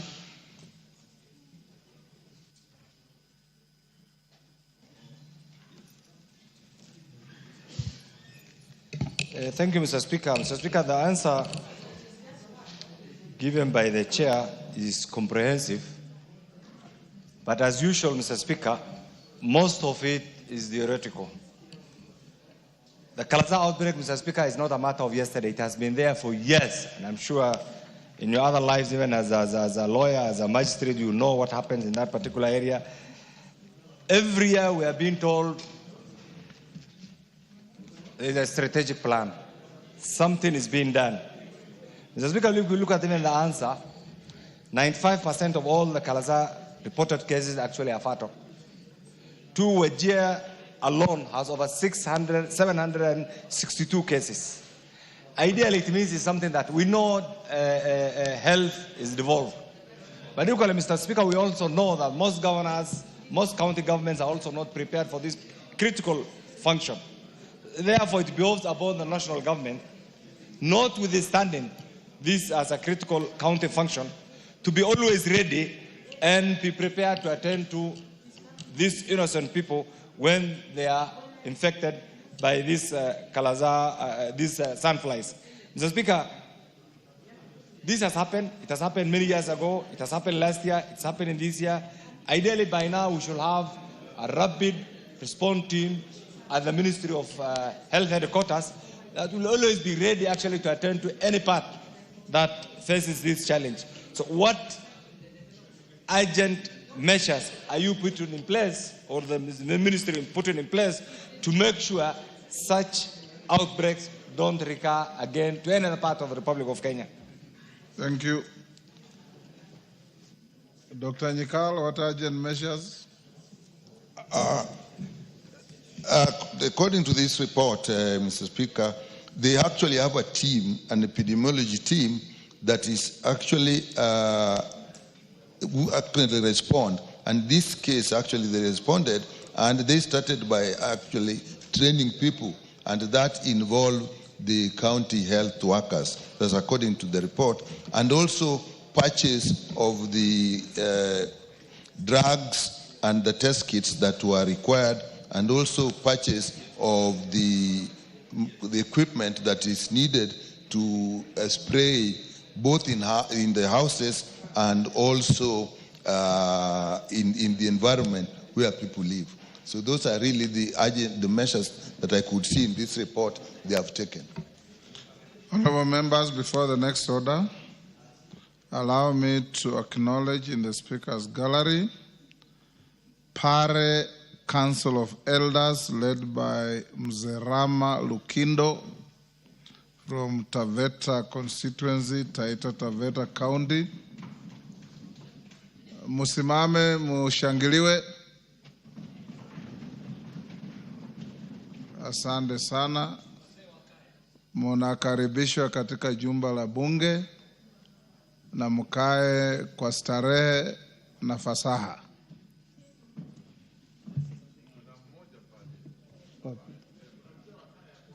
Yes, Bwire.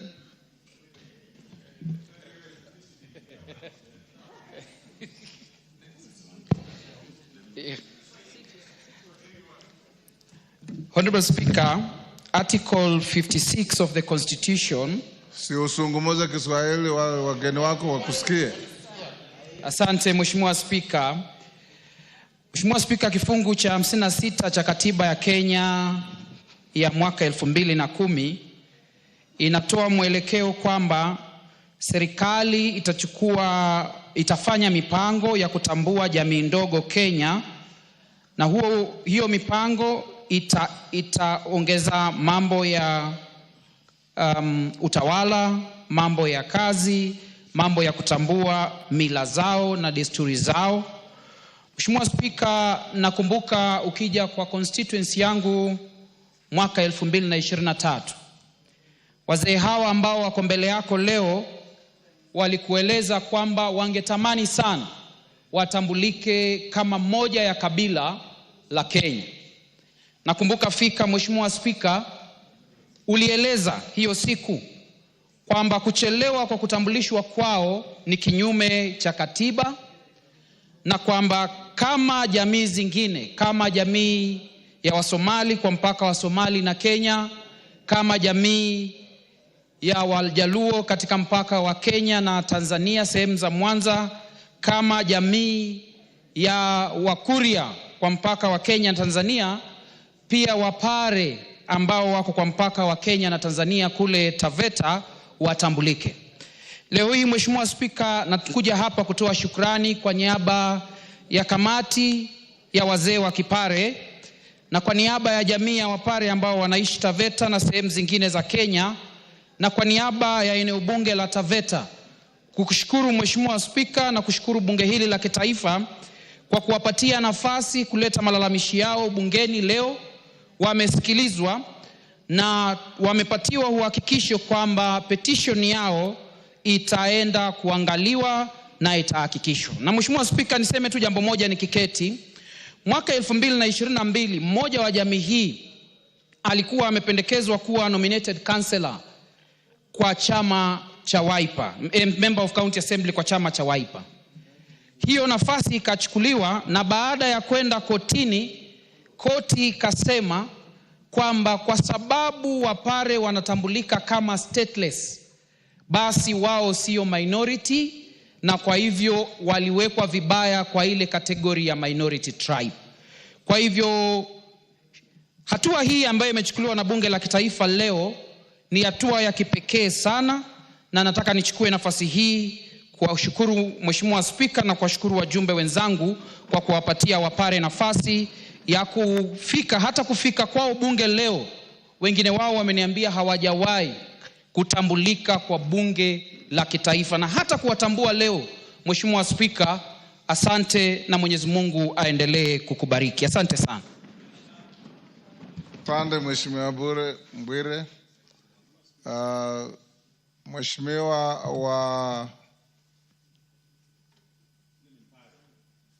Mheshimiwa wa Kisauni. Asante sana Mheshimiwa Spika, pia mimi kunipa fursa hii kutilia nguvu swala la ndugu yetu Mheshimiwa Bwire.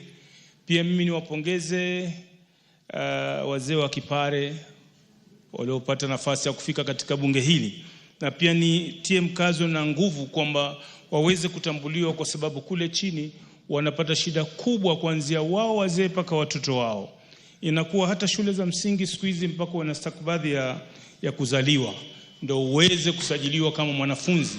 Inakuwa ni vigumu kwa watoto wao, wajukuu zao, na hawa ni jamii ambayo wako wa Kenya, ni Kenya, hakuna mahali ingine wanaishi. Wanaweza kuwa wako upande wa Tanzania, lakini wako wale Wapare ambao ni wa Kenya, ambao tuko nao paka maeneo bunge ya Kisauni na sehemu zingine. Kwa hivyo mimi Mheshimiwa Spika pia nasimama hapa kwamba kutilia nguvu watambuliwe kwa haraka kama jamii za Kipemba, watambuliwe walivyotambuliwa, na wale waliobaki waendelee kutambuliwa, bora wako Kenya, ili kusudi waweze kuajiriwa, waweze kufanya mambo yote ile ambayo yanatikana kama raia anavyofanya. Kwa hivyo Mheshimiwa Spika, mimi nimesimama kuunga mkono na kusisitiza kwamba hili jambo lichukuliwe kwa haraka ili wasiweze kupata tabu na adhabu wanaoendelea kupata. Asante sana Mheshimiwa Spika. Owen Baya.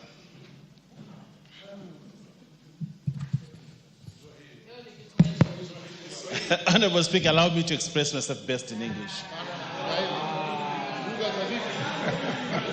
I want to address a broader issue, Honorable Speaker. And I want to say this, Honorable Speaker. As a country, we must end... Yes, Honorable Millie Odiam.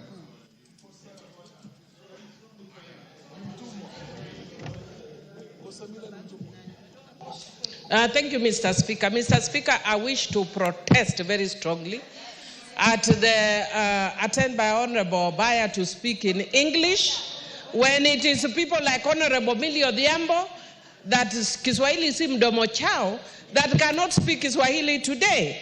But when he's here, Mr. Speaker, we would like to sit here and get mesmerized and to learn and to be experts. When we get such an opportunity, can he at least speak Kiswahili so we learn? When we were in primary school, Mr. Speaker, my school, we spoke English throughout in primary school, except Wednesdays, when we were told to speak in Kiswahili.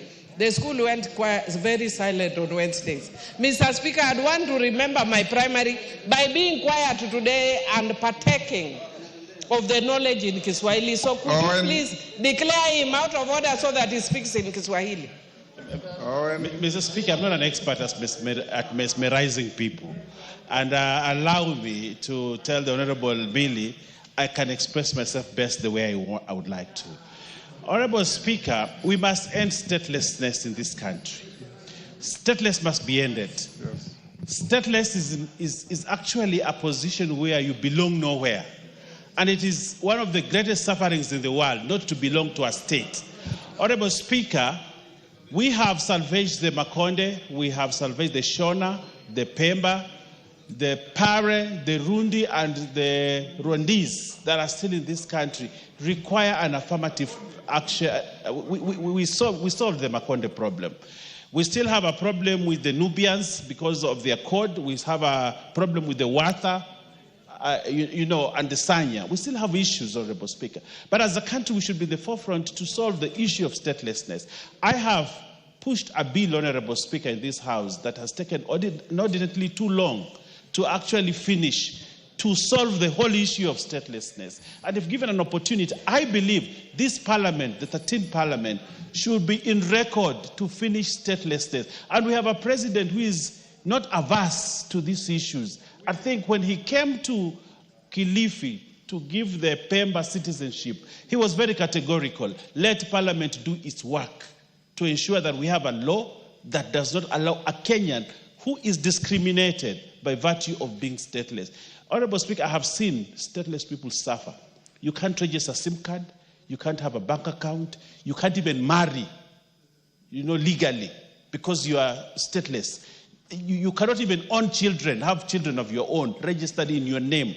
Those are some of the vagaries that come with being stateless. These Pare people deserve to be Kenyans and belong to the state Kenya. Honorable Speaker, let's use the opportunity that we have as leaders to ensure that we end stateless. And this is a group, and this is a tribe, and this is a community that must be given the due respect by being called Kenyans by virtue of registration and being Kenyans. Minority Leader. Thank you.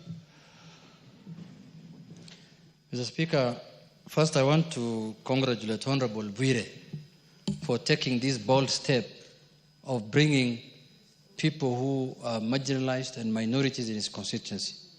Mr. Speaker, this is what real representation is. Mr. Honorable Bwire, congratulations for the work you've done. This is how you represent your people, by especially taking care of the minorities. But having said, they are worse than minorities, they are stateless. They are stateless, actually, yeah, right, Mr. Speaker. They're even worse than minorities. But having said that, Mr. Speaker, people only realize the fruits of their right, enjoyment of a right, when you lose it. Mr. Speaker, there are people also in this country who face a lot of discriminations in terms of even acquiring.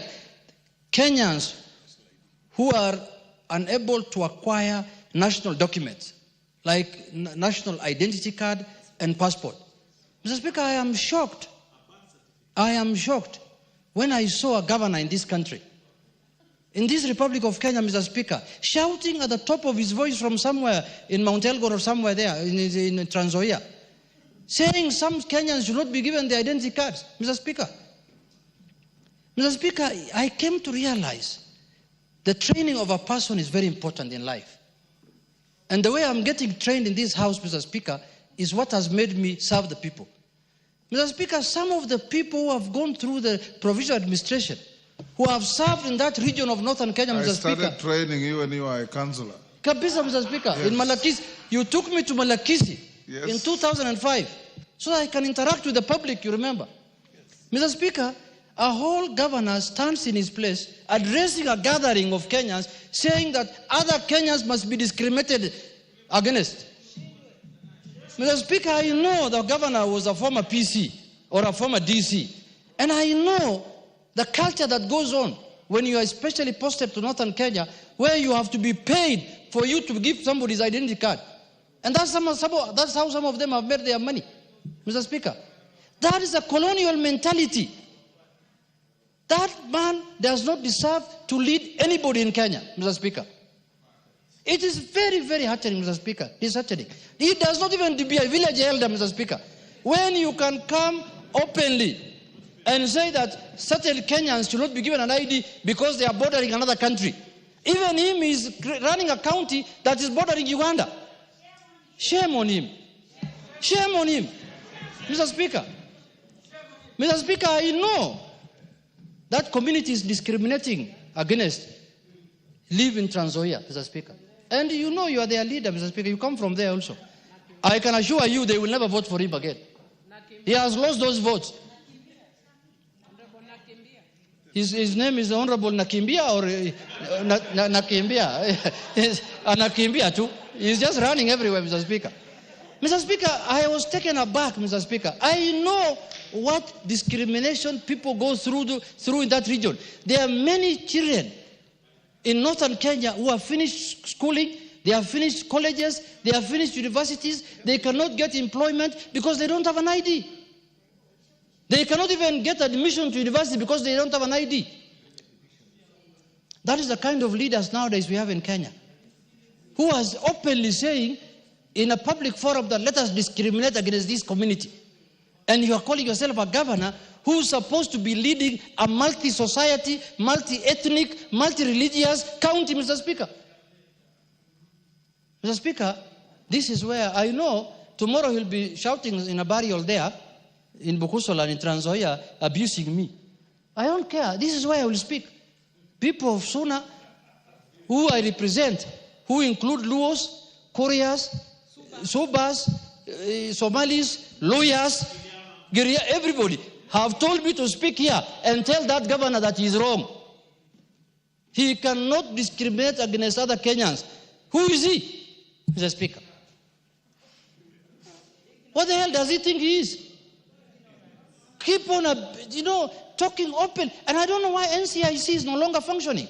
I thought the first person they will arrest or they will summon is that governor, that raw governor. Is actually the raw governor. Yes. Mr. Speaker, bordering another county does not mean you must be discriminated against. How many counties border other countries? Mandera borders another country. Busia borders another country. Where I come from, Migori, borders Tanzania. Narok borders Tanzania. Trans Nzoia borders Uganda. Kwale borders Tanzania. That does not mean that you have to discriminate against Kenyans who are staying in those counties. If he's fearing that that community is going to have numbers in the next election and they may vote for in a certain way, let him tell his community to give more birth to more children. Mr. Speaker, I am taken aback, and I'm going to bring a petition, by the way, to discuss that matter in this House.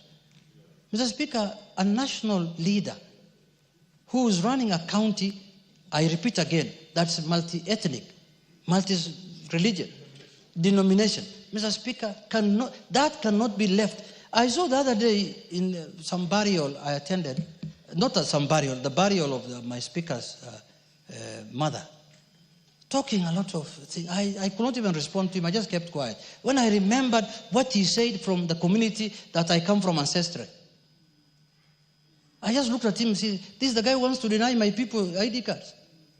This is the guy who wants to discriminate against other Kenyans. This is the guy who wants other Kenyans to be called non-Kenyans. And he used to be a former regional ward, where if we start talking about what happened even under his leadership in the Rift Valley, Mr. Speaker, we'll be speaking here all day. People were tortured, people were killed, houses were burnt in the Mau Forest, people were removed from Mau Forest at night, their homes burnt, everything done, people died, and he still has the audacity to tell everyone who cares that, oh, you're a stupid man, I can talk whatever I want. You cannot discriminate against other Kenyans and you expect us to keep quiet. We will not do that. Thank you. Thank you, Mr. Speaker. But, Mr. Speaker, I will say what I've said on this floor of the House, outside the House, and I will go even to Trans Nzoia in Kitale Town and say it. Those very much, Mr. Speaker. Thank you very much. Karole Omondi. Thank you very much, Right Honorable Speaker. Let me take the opportunity to congratulate Mheshimiwa Honorable Bwire for the bold step of bringing the people of Pare ancestry to the National Assembly. I think as leaders, our job is to find solutions. That is why we are here.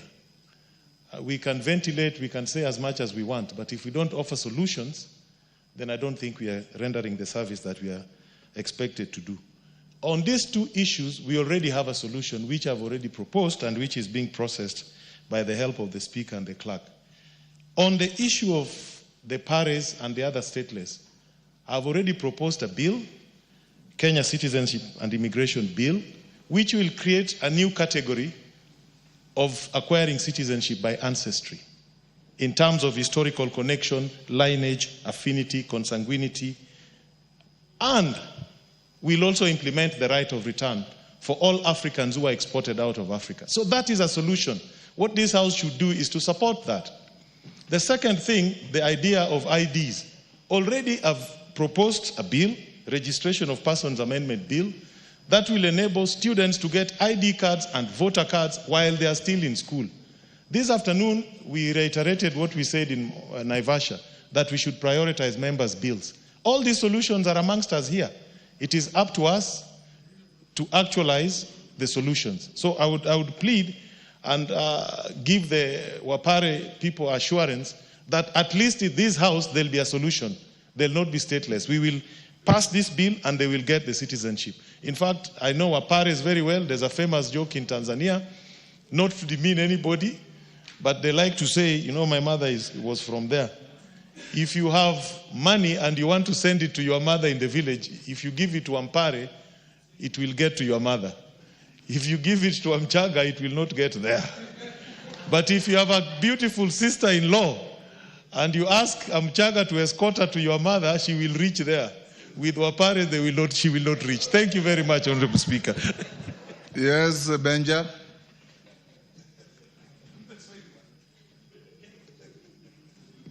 Mr. Speaker, thank you for giving me this opportunity. Thank you. Mr. Speaker, let me first of all welcome the guests in your gallery, Mr. Speaker. And I think their visit will go down in history as having brought the necessary changes in this republic. Mr. Speaker, to be a stateless person is the worst discrimination that you can ever be. Mr. Speaker, I'm talking as a former ambassador of Kenya to the Republic of Namibia. And Mr. Speaker, sometimes you find Kenyans who have found themselves in another country without the necessary documents. And the treatment they get, Mr. Speaker, is very bad. So, Mr. Speaker, I want to support the comments made by my colleagues. I also have a community from Rwanda who were brought a long time ago, Mr. Speaker, to come and plant tea in Kericho. And because of one or two reasons, Mr. Speaker, they have found themselves in Kenya, but they are facing discrimination. They cannot get IDs. They have actually been forced to change their names, Mr. Speaker, so that they can fit in. Farah Maalim. Mr. Speaker, I want to add my voice into the issue of statelessness and discrimination in our country. Mr. Speaker, you started your legal career way back in the early 80s, and you used to travel all the way to Northeastern Province. And you remember the kind of discrimination that was there, where a DC or a DO is a judge, he's a magistrate. You'll be arrested by his administration police officers, and then you are brought before a DO to sentence you now on the charges that were preferred against you by the people he sent you. Mr. Speaker, we have seen a lot in this country. I myself, in 1980, when I was going to go out, give me another 5 minutes, Speaker. Yes. When I was supposed to travel out of the country, I was supposed to fill a form called P7 for me to get a passport. And it says to be filled by non-indigenous Kenyans like Asians, Arabs, and Somalis. Now, when you tell the residents of Wajir and Garissa and Mandera are non-indigenous, who is the indigenous community to Mandera or Wajir? Are they Kikuyus? Are they Luos? Are they Luyas? Are they Subas? And you claim, and you claim this people, this is part of Kenya. You're not saying that these are Somalis, let them go to Somalia. Mr. Speaker, it's good for us to understand history. And Millie remembers this very. Give him 1 minute. Finish up. Mr. Speaker, the DRC has suffered more than 6 million people dead.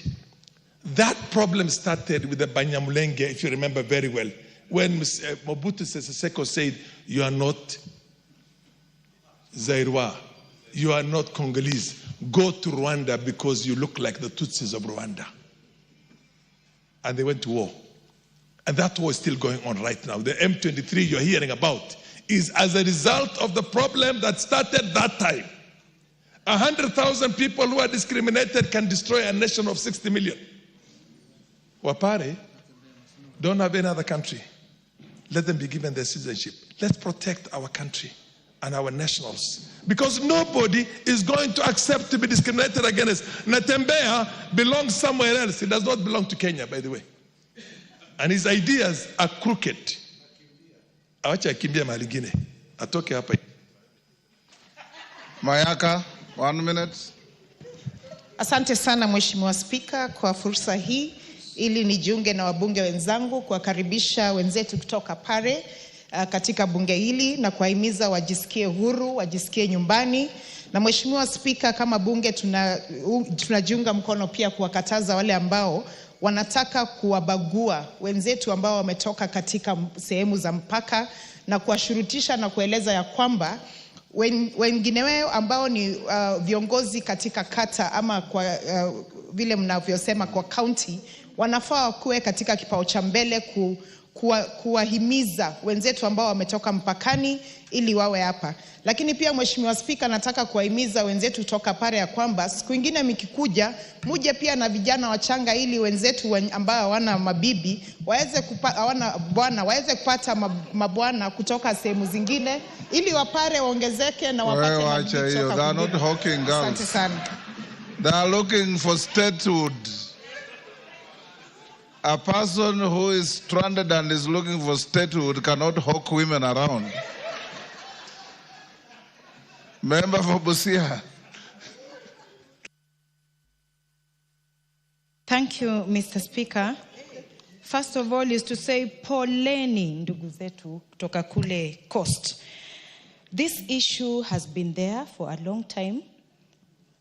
They suffer what also our brothers and sisters who were married at the border face, proving many things. If you say you must prove if you are a Kenyan, and the only proof is that you gave birth, they want a certificate. Maybe you met in a bush, loved each other, made babies, and because many people in their lives don't go that other way of marriage processes, the only proof is kids. Public acknowledgement, the Ligrus, chiefs, they know these people, how they even started living together, their story, their history. So I want to thank the President for easing it. Then members will have to stop there. I want to encourage you as members of Parliament, as many of you, Junet, everybody has said, we must eliminate statelessness in our country. We must. There are people, even in Kabete here, there are Shonas who came to Kenya from Zimbabwe. They are stuck there stateless. They were given. That is very good. We must eliminate statelessness. And as African people, look at your history and remember, in the early 1900s, in Namibia, where Benja says he was an ambassador, I remember, the Germans gave a license to hunters, and the license read, you are free to shoot an elephant, a rhino, a lion, a buffalo, and a bushman. The bushmen are the hereros. They were licensed to shoot them on sight. The same thing that happened to other people elsewhere. we as Africans must love each other regardless. Whether an African found himself here from Senegal, or from Sudan, or from Ethiopia, or from anywhere, they are our brothers and sisters, and there is no right for them to be stateless. And as members of parliament, live to this billing. Young Bwire brought a petition. The petition committee should expedite it. And these Pare elders have the same right as any one of us to be in this country and to enjoy the benefits of citizenship. So, Bwire, you have a duty, and parliament leadership. In effect, you should have a catalog of all stateless communities in the country, put them in one basket, and we encourage our president to accede to giving them citizenship all at once, so that we eliminate statelessness. The Rwandese who came to weed maize in Trans Nzoia, the Burundis who came to pluck tea in Kericho, the Nubians who came to Kenya to guard the British. They brought you Nubian gin, the forerunner to Chang'an, which many of you enjoy, and many other things. Let's call the next order. Order number 8, motion, consideration of nominees to 31 national government constituencies development fund committees. As I invite Sirma to move that motion, it's a very quick motion. Move second. I don't think there's much to debate there. I want to advise the House that order number 10 is stood down to tomorrow afternoon. I'll invite Honorable Junet to say something to that so that you understand why I'm stepping it down. Junet and Baya, I'll give you 2 minutes each. Then Sirma will move his motion.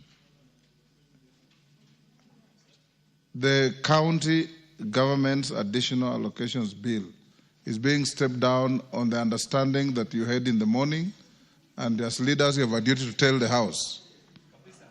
Yes, Junet, start. 2 minutes.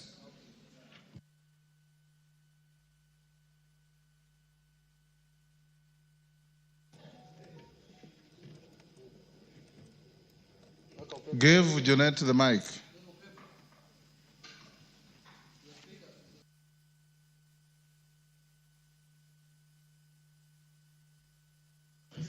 Hello. Mr. Speaker, as you are aware, members are aware, this has been a very contentious bill.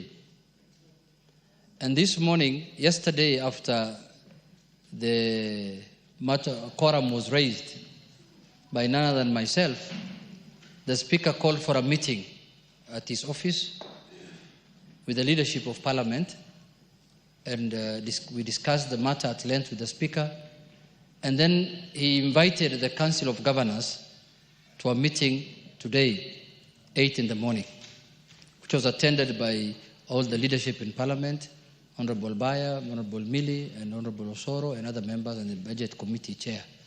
So the Council of Governors was represented in that meeting by their chairman and their legal, chairman of the legal committee, I think, Governor Mutula Kilonzo Jr., and we discussed the matter at length, and there were compromises that were made that they should do, and on our side also we will do.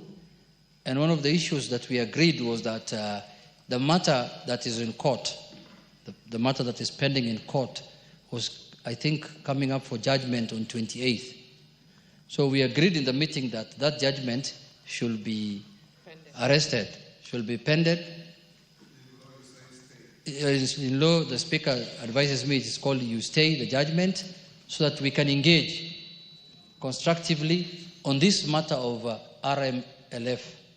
And once that judgment is stayed, on our part also as a House, we now pass the bill. Because the bill does not contain RLMF also, It majorly contains donor-funded projects and those kind of things.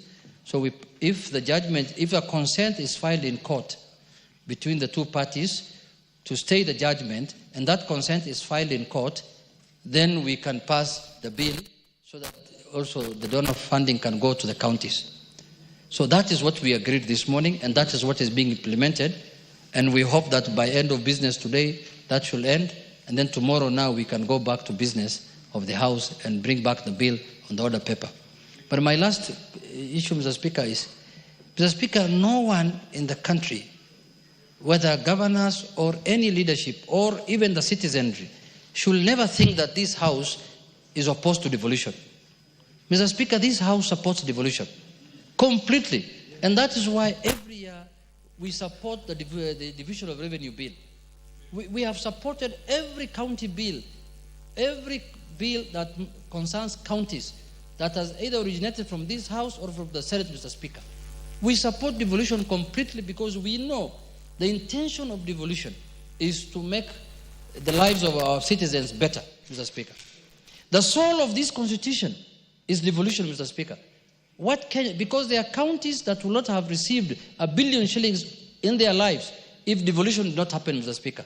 So nobody should send any notion that National Assembly is against devolution. We support devolution and we will make sure devolution thrives in our country, but we want to have the Constitution respected holistically so that the National Assembly can do their work, the Senate can do their work, and the counties can do their work so that we have a win-win situation for the country, Mr. Speaker. Mr. Speaker, you remember we used to have a tug of war with the Senate on issues of functions.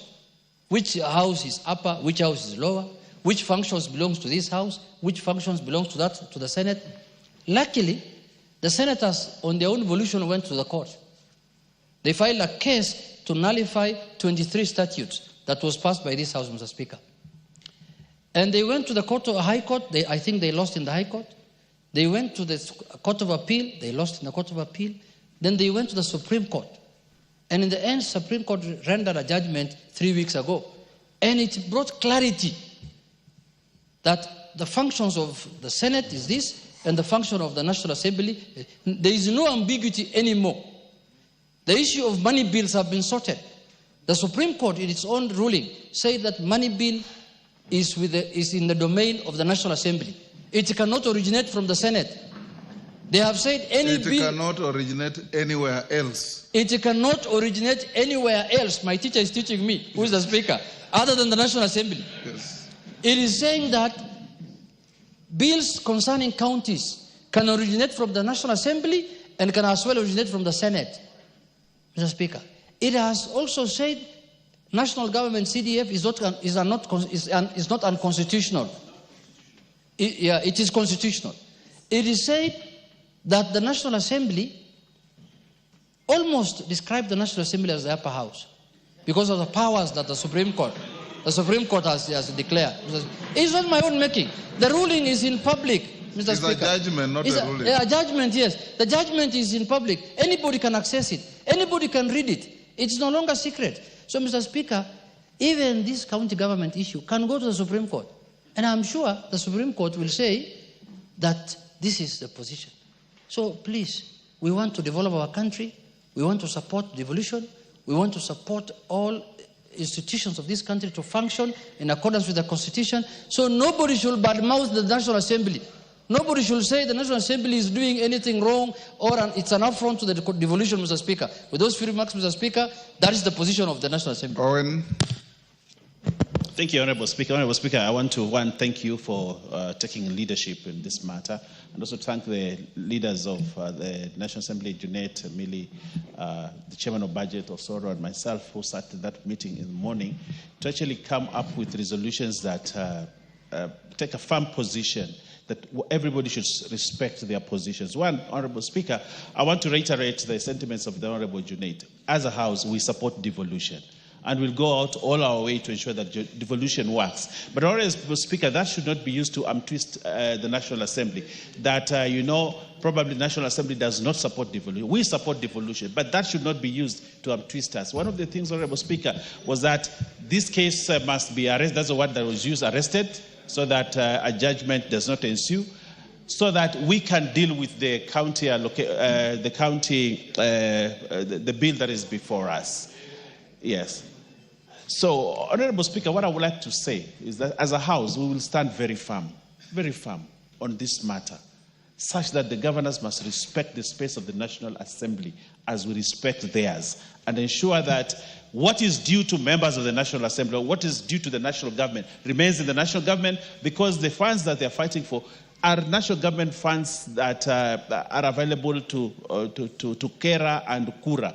And therefore, Honorable Speaker, what I would like to reiterate the position. I know yesterday members felt very aggrieved, but I think the leadership of the House will protect the members of this House and ensure that what they will require as funds for roads still remain there. Honorable Speaker, lastly, Honorable Speaker, I would like to say this, that the governors have for a long time tried to poke holes to get much more every time. And I think it's time that we rested this matter. We pass a law, they go to court. NGCF, they want to go to court. I think it's time that they stopped doing that to ensure that we have a smooth country and everybody remains on his lane and everybody does the functions that they have been given to do. We wish the governors well.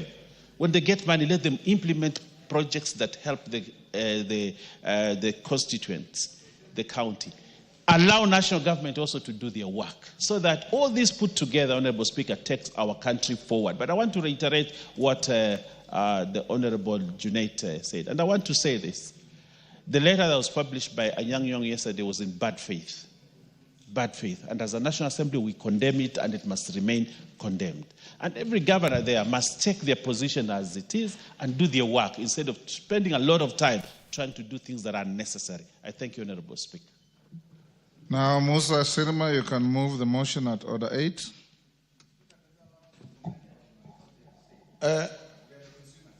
Mr.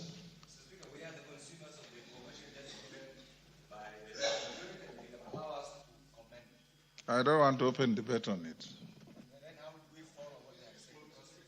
They are your leaders. You should trust them.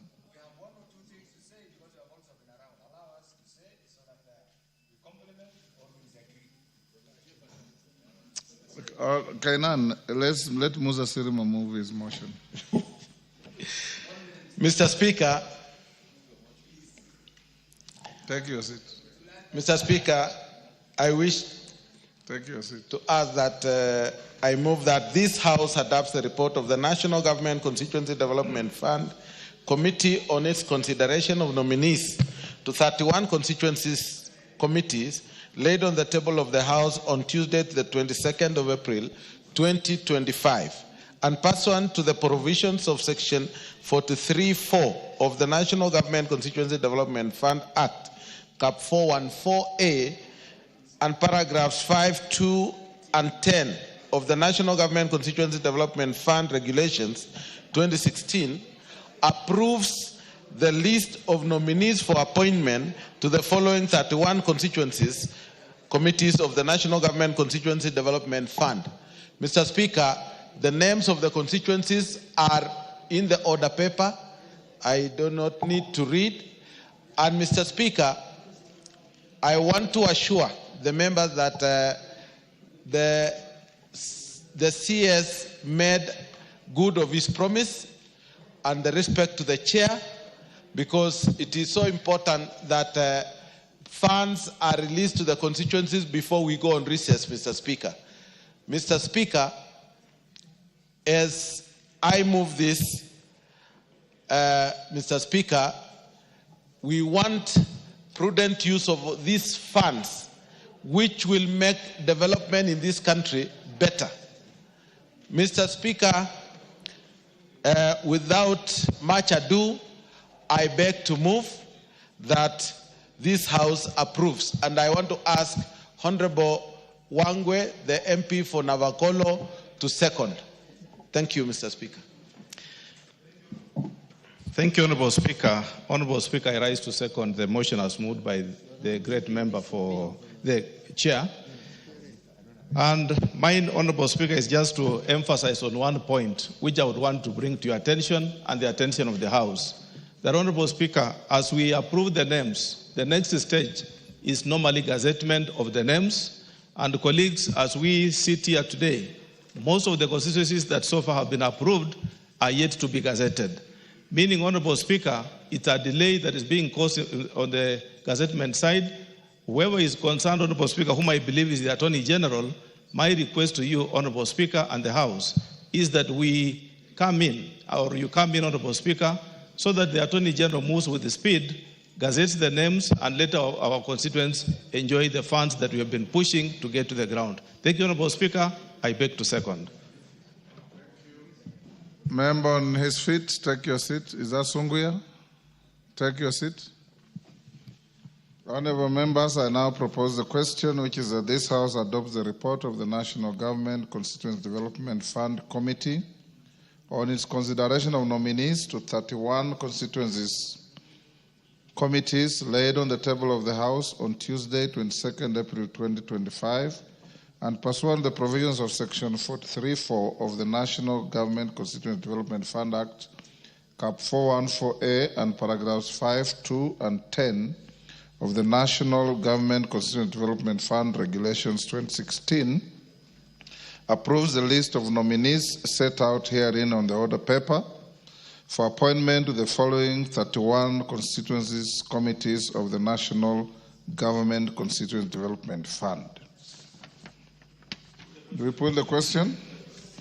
Honorable members, I now put the question at order number 8, which is that this House adopts the report of the National Government Constituency Development Fund Committee on its consideration of nominees to 31 constituency committees laid on the table of the House on Tuesday, 22nd April 2025, and pursuant to the provision of Section 43(4) of the National Government Constituency Development Fund Act, Cap 414A, and paragraphs 5, 2, and 10 of the National Government Constituency Development Fund Regulations 2016, approves the list of nominees set out in the order paper herein for appointment to the following 31 constituencies committees of the National Government Constituency Development Fund.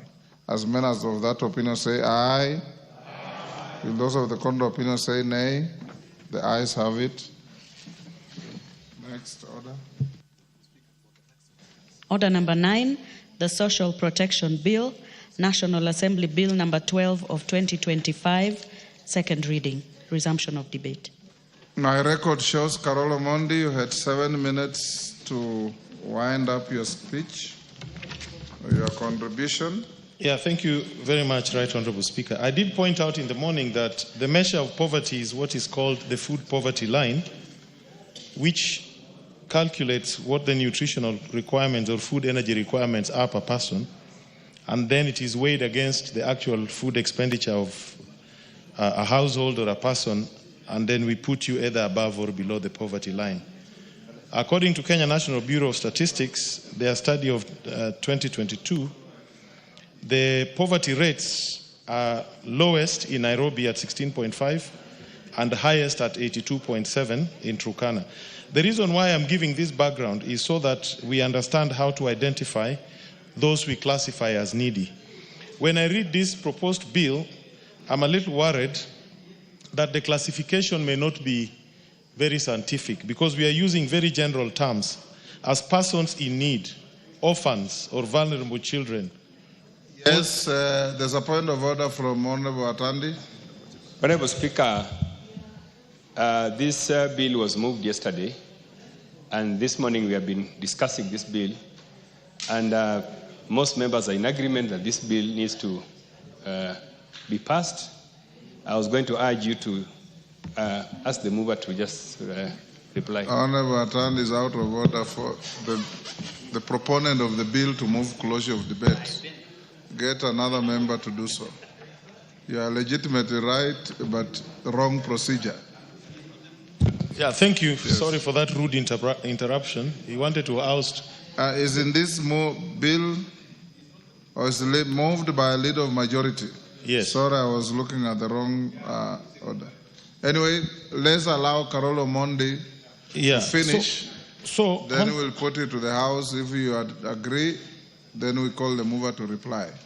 Honorable Speaker, so the categorization under Section 28 may not be very accurate. Somebody could be an orphan, but is not below the poverty line. You could be an old person, but you are not below the poverty line. You could be a person with disability, but you are not below the poverty line. So I think there's some very serious work we need to do here to avoid controversies in the future.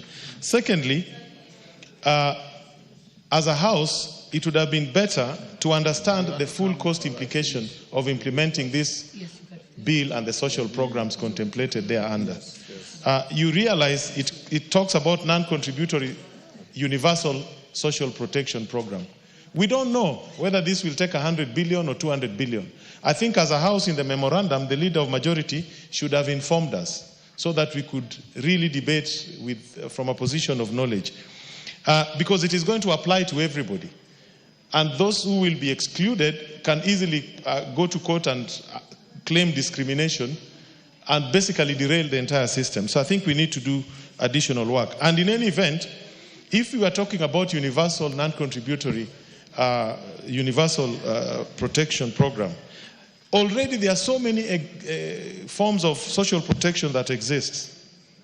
We have schemes by government where we give subsidized foodstuffs. Yeah, there are schemes where we waive fees or we give free medical care. We have community health workers who offer assistance and service to those in need. We have bursaries, we have free education in some components, and we have emergency funds, which are not included in this new proposal. And I'm wondering where all this will fit. I thought we should have a comprehensive bill that is dealing with social protection in all the spheres where government funds are being spent. But also, if you look at Section 31, Honorable Speaker, we are being told that the authority or the board that is being proposed to be established will conduct an assessment to verify whether applicants are eligible, or in other words, if they are in need and are eligible for protection. In a country where over 50% are below the poverty line, I mean, what kind of bureaucracy are we going to create that can assess all applications? Is this really practical? I'm just wondering how this monster will function, where you are being told in Turkana the poverty prevalence is 82.7% of the population. How many forms will they have, or what system will they have to help us do this assessment? Mr. Speaker, I understand very well that this is part of the conditionalities in our relationship with the World Bank, but I think it is better we do good work and improve on this bill so that we don't create a monster that will not work, will just create acrimony in society, and eventually will be a conduit for corruption. I think we really need to do a lot of work. Thank you, Honorable Speaker. Yes, I'll give Timothy Kipchumba as the last contributor. For Tim, you'll have 5 minutes. Then we can ask the House if we can call the mover to reply. Thank you, Honorable Speaker. Honorable Speaker, I rise to support the letter, the intent, and the purpose of this very progressive piece of legislation. Honorable Speaker, this bill collapses the Social Assistance Act. Actually, it says when it is passed, it repeals the Social Assistance Act, which, in my opinion, had a lot of loopholes. So, Honorable Speaker, this is a very progressive piece of legislation that as a House we should be able to support. Honorable Speaker, this bill addresses the issue of second generation rights, that is social and economic rights. Honorable Speaker, those are rights that are provided for by the Constitution, and therefore we cannot ignore as a nation. Honorable Speaker, if you read clause 28.3 of this bill, it actually widens the scope of those who are entitled to social assistance and financial assistance at the age that they attain. Honorable Speaker, it expands that scope to include orphans and vulnerable children, poor old members of society, persons with disabilities, persons in extreme poverty, and persons affected by shocks. Honorable Speaker, that category of persons were not able to be assisted under the Social Assistance Act, which shall now be repealed once this progressive piece of legislation is passed. Honorable Speaker, apart from that, if you read Clause 30 of this bill, it also includes a category, a very special category of non-Kenyan citizens in an emergency situation. Honorable Speaker, there has been a challenge on how to handle non-citizens who have an emergency in this country, and I believe that this bill, once it is passed, that category of people has been provided for and therefore will be subject to assistance. Honorable Speaker, of great importance is, if you look at Part 4 on the issue of offenses, Honorable Speaker, for the first time, many vulnerable people have been conned or have been the subject of fraud by people who collect money on their behalf, pretending that they are the ones who are entitled to it. I've read, Honorable Speaker, Clause 45 on the issue of fraud, which provides that any person who defrauds the board or conspires or aids or abets another person to defraud the board commits an offense and shall be subject, and on conviction shall be liable to a fine not exceeding 2 million shillings or to imprisonment for a term not exceeding 5 years. Honorable Speaker, that provision was not there is not there under the current Social Assistance Act. So, Honorable Speaker, that is, for me, it is a progressive provision under this particular statute which will be able to assist or to curb the issue of fraud. Finally, Honorable Speaker, in terms of transition, under Part 6, there is a provision on repeal savings and transition provisions. Honorable Speaker, since we are repealing the Social Assistance Act and replacing with this the Social Protection Bill of 2015, it provides very clearly that any person who immediately before the coming into force of this act was an officer or member of staff of the Directorate of Social Assistance of the National Social Protection Secretariat, not being under a notice of dismissal or resignation, shall upon commencement of this act become an officer of the board. Honorable Speaker, many other times as a House that we've passed legislations and have ignored the issue of transition. Honorable Speaker, remember the issue of SHA. We passed a bill here, but we were not very clear on the issue of transition, such that officers from NHIF would have been taken to work under SHA. But because there was no clear transition provisions, those officers who are under NHIF were not transitioned to SHA. So, Honorable Speaker, this is progressive because officers or any person who had been appointed to work under the Social Assistance Act that we shall repeal shall now work under this particular statute. So, Honorable Speaker, I submit, I second this bill, and I urge the House to proceed to pass this particular piece of legislation. Thank you, Honorable Speaker. Thank you, members. Order Mawade, take a seat. Following the request by the Honorable Atande, I now put the question to the House that the mover be called upon to reply. As members of that opinion say aye. Aye. Those of the contrary opinion say nay. The ayes have it. Mover.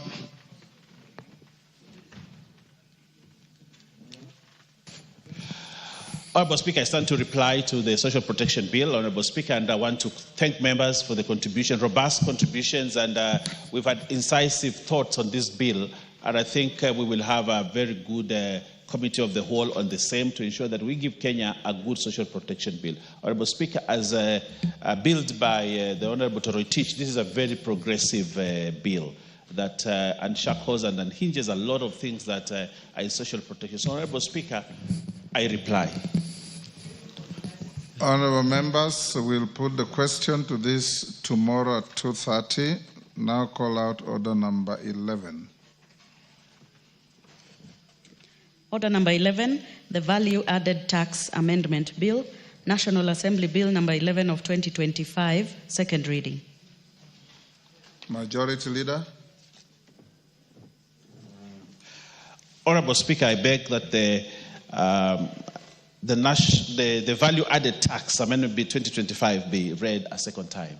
Honorable Speaker, this is a very short piece of legislation, a small amendment that is required to ensure that we remove some ambiguities in the value-added tax. And as I do that, I want to prepare the Honorable Junaid to second. Honorable Speaker, this bill just needs to do a small thing, and I want to do that. What it wants to do is that to amend the value-added tax. The bill amends the first schedule in paragraph 146 of Part 1 to remove ambiguity caused by the use of the words after this date. When this bill was passed, there was that element that was put there that after this date. This created ambiguity in such a way that it was not clear which date the bill would take effect. And because of that, therefore, we want to substitute that small bit with the exact date of when the bill takes effect. So, Honorable Speaker, during the implementation of the Tax Laws Amendment 24, it became evident that the changes introduced ambiguity.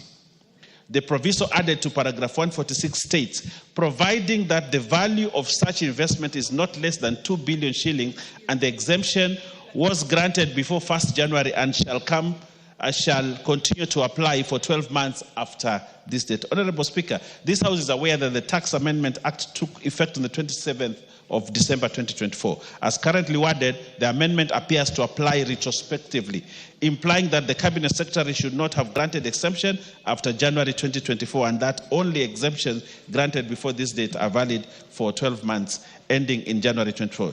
This does not reflect the intended purpose of providing a transition period of the VAT exemption. Instead, it inadvertently suggests that the Cabinet Secretary acted contrary to the law by granting exceptions through 2024, despite the law at the time permitting such grants. Honorable Speaker, so what are we doing in this law? Honorable Speaker, if you look at the law, therefore, what we are trying to amend is this, that the first schedule to the value-added tax is amended in paragraph 146 of Part 1 by deleting the words 12 months after this date and substituting, therefore, the words 12 months from the date of commencement of this act.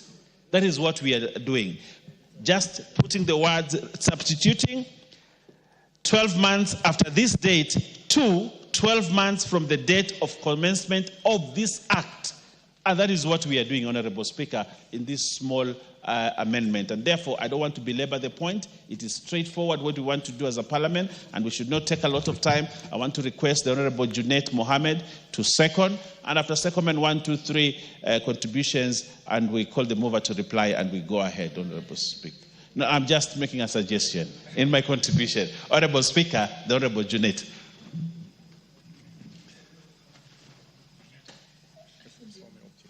Proceed.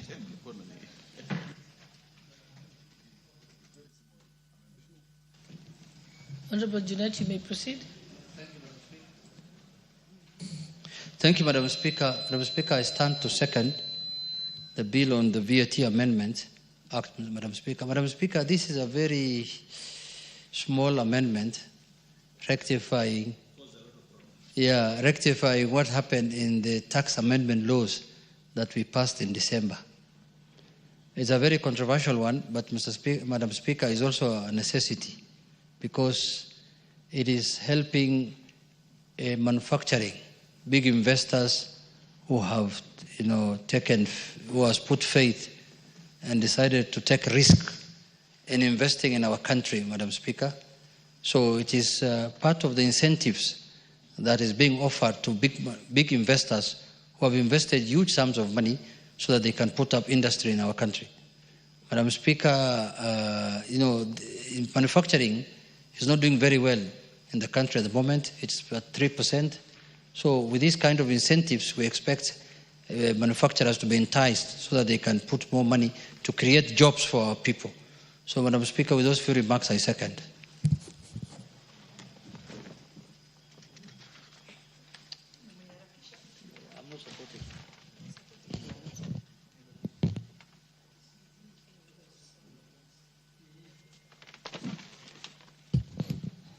Honorable members, I now propose that the Value-Added Tax Amendment Bill, National Assembly Bill number 11 of 2025, be read a second time.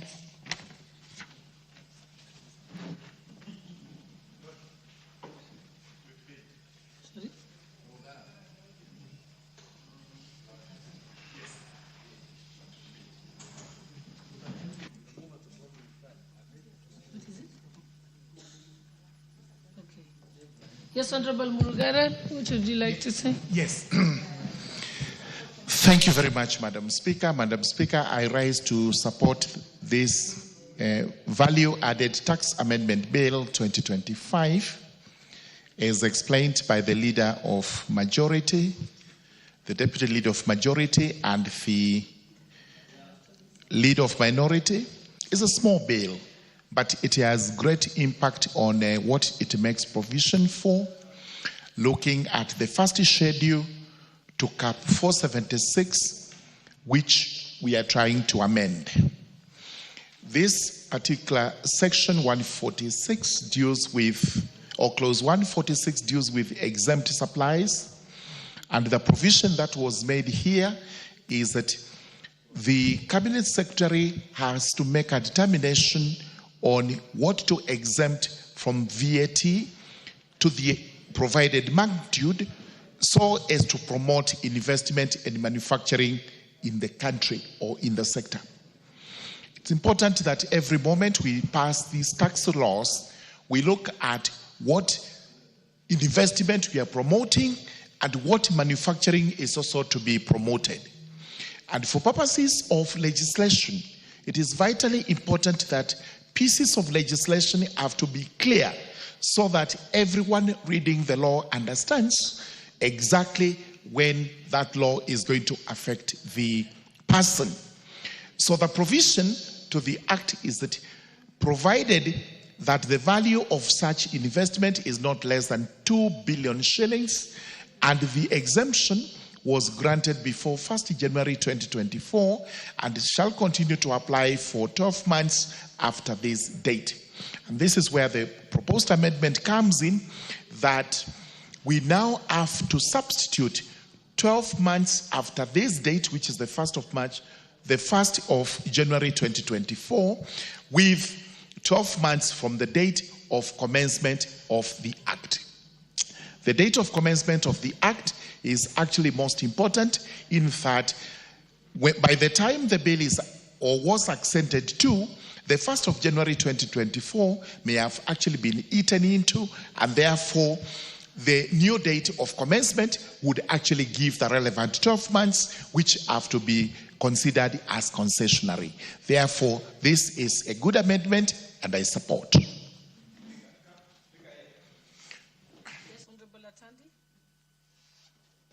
Honorable Speaker, I also rise to support the bill as presented by the Deputy Leader of Majority. Honorable Speaker, there are many ways of growing the economy. One of the ways of growing the economy is giving tax incentives to potential sectors that are important for regenerating more revenue and also creating job opportunities. Honorable Speaker, in this year, the economy is projected to grow on the back of manufacturing. And we are projecting that manufacturing is the one that is going to help us to collect more taxes and also create job opportunities. Therefore, Honorable Speaker, the incentive that will be given to manufacturers in the steel sector to be able to defer taxes, VAT on their products is something that we really need to support as a House. And even though in the past I've said, Honorable Speaker, that tax incentives is an area that we need to kill so that we can be able to save 300 billion that we lose on VAT waivers. On this particular one, because of the prospects of job creation and growth of the manufacturing sector that we foresee, I think this is something that I want to urge the House to pass and allow these particular investors to be able to move in and pump in the resources they have. Some of them are foreign investors, some of them are local investors, and we believe that they are going to create the jobs that we need for our people. Honorable Speaker, in line with the bottom-up economic transformation agenda that we are championing as broad-based government, this is something that is going to help the economy. Honorable Speaker, I support.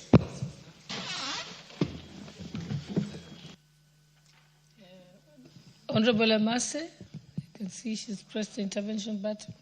She's not here. Honorable Sunkuya. Honorable Irene Mayaka. Okay, Honorable Ounda. Thank you, Honorable Speaker. let me also stand here to support this value tax amendment bill, but that basically tries to rectify the error or the omission that was occasioned when we passed the Business Laws Amendment Bill, NAMI Tax Laws Amendment Bill, and typically we should have picked this one out, but normally things here are rushed, in the syllabus normally get rushed, so some of these basic things are left out. Honorable Speaker, what the bill is actually proposing to do is to extend tax incentives to investors.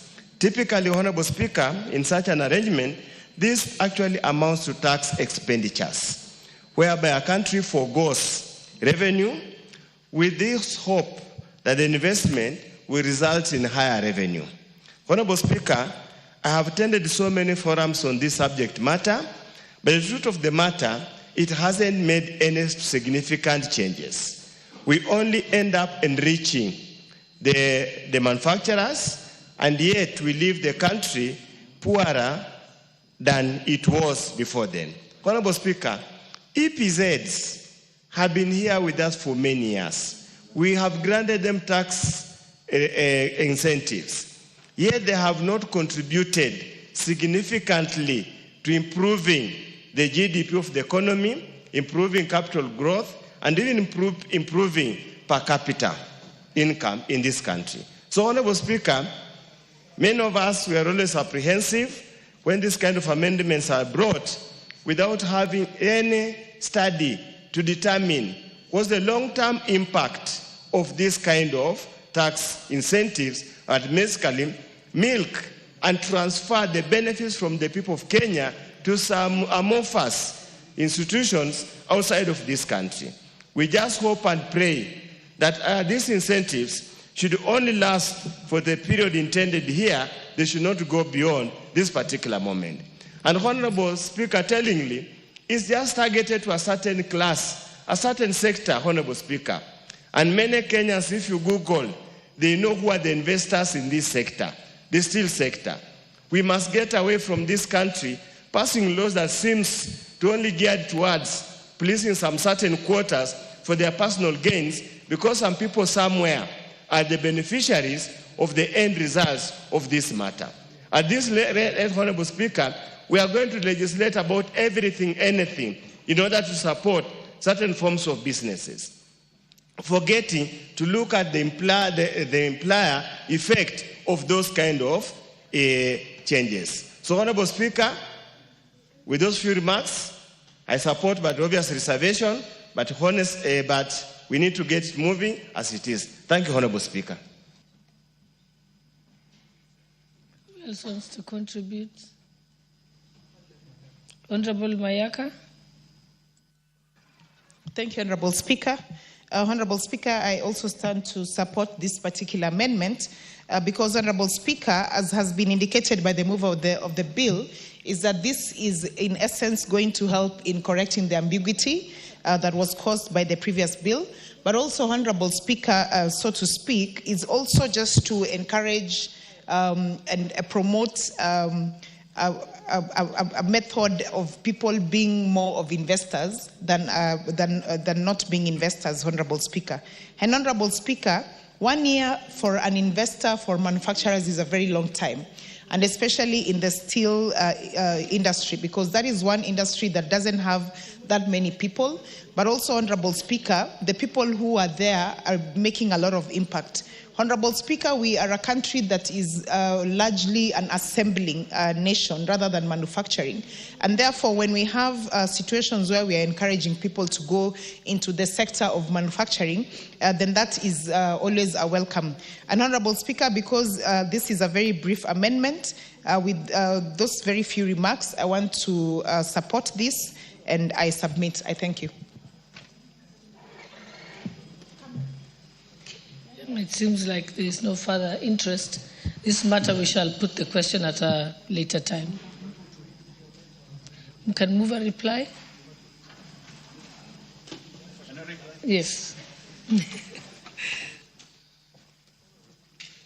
Sorry, Honorable Speaker, in reply, I would like to say this, that this is a bill that gives incentive to manufacturing and turns Kenya into that manufacturing giant that we have always wanted to be.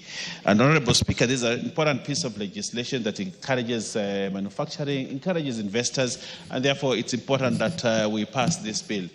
Also, Honorable Speaker, we are correcting the ambiguity that was created when we passed this in the Business Laws Amendment Act, the Omnibus Law, and therefore because of that, and I think we need to be more careful as Parliament in future so that we don't create this kind of errors that put Cabinet Secretaries who are implementers of this law into an awkward position. So, Honorable Speaker, I reply.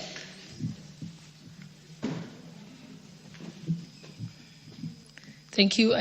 We shall defer the putting of the question to a later time, maybe tomorrow. Okay, next order. Order number 12, motion, consideration of the prevention of terrorism, implementation of the United Nations Security Council resolution on suppression of terrorism regulations 2024. I see that the chairperson of the Committee on Delegated Legislation is not present, so we'll defer that motion also. Next order. Order number 13, motion, consideration of the prevention of terrorism, implementation of the United Nations Security Council resolution on prevention, suppression, and disruption of proliferation financing, amendment regulations 2024.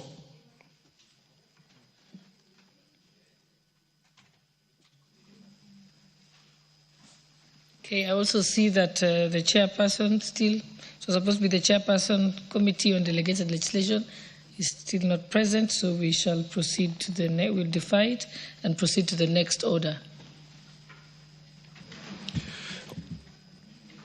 Order number 14, motion, consideration of sessional paper number 1 of 2025 on the Kenya foreign policy. You may proceed.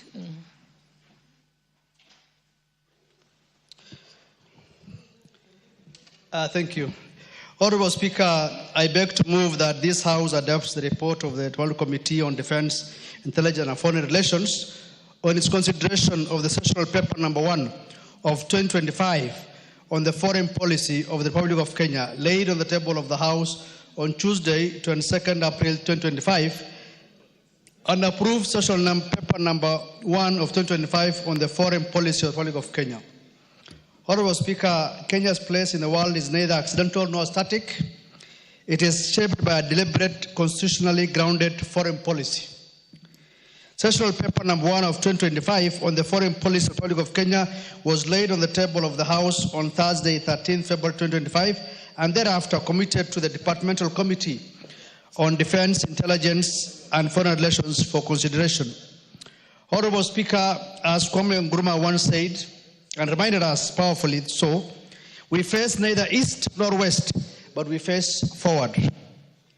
This sessional paper embodies that forward-looking stance. It provides a bold, coherent, and adaptive roadmap for Kenya's foreign policy, anchored in our history, aligned with our developmental aspirations, and calibrated for a rapidly shifting international landscape. With strategic themes such as digital diplomacy, science and ocean diplomacy, and multilateral engagement, it positions Kenya not only as a defender of its own interests, but as a credible global voice for Africa's collective future. Honorable Speaker, Kenya's foreign policy was consolidated into a single framework in 2014, bringing together provisions from various sources, including the Constitution, treaties, and political pronouncements. The sessional paper updates this fundamental document to reflect the evolving global and domestic context, climate change, geopolitical shifts, digital disruption, and pandemics. It aligns Kenya's external relations with the national agenda like Vision 2030 and the bottom-up economic transformation agenda better, while modernizing the foreign service and broadening engagement in emerging diplomatic spheres.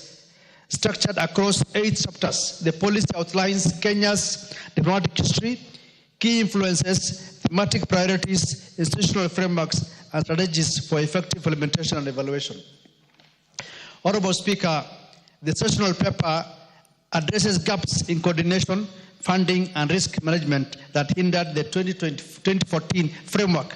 It proposes institutional reforms, legal adjustments, and new focus areas to ensure responsive and inclusive diplomacy.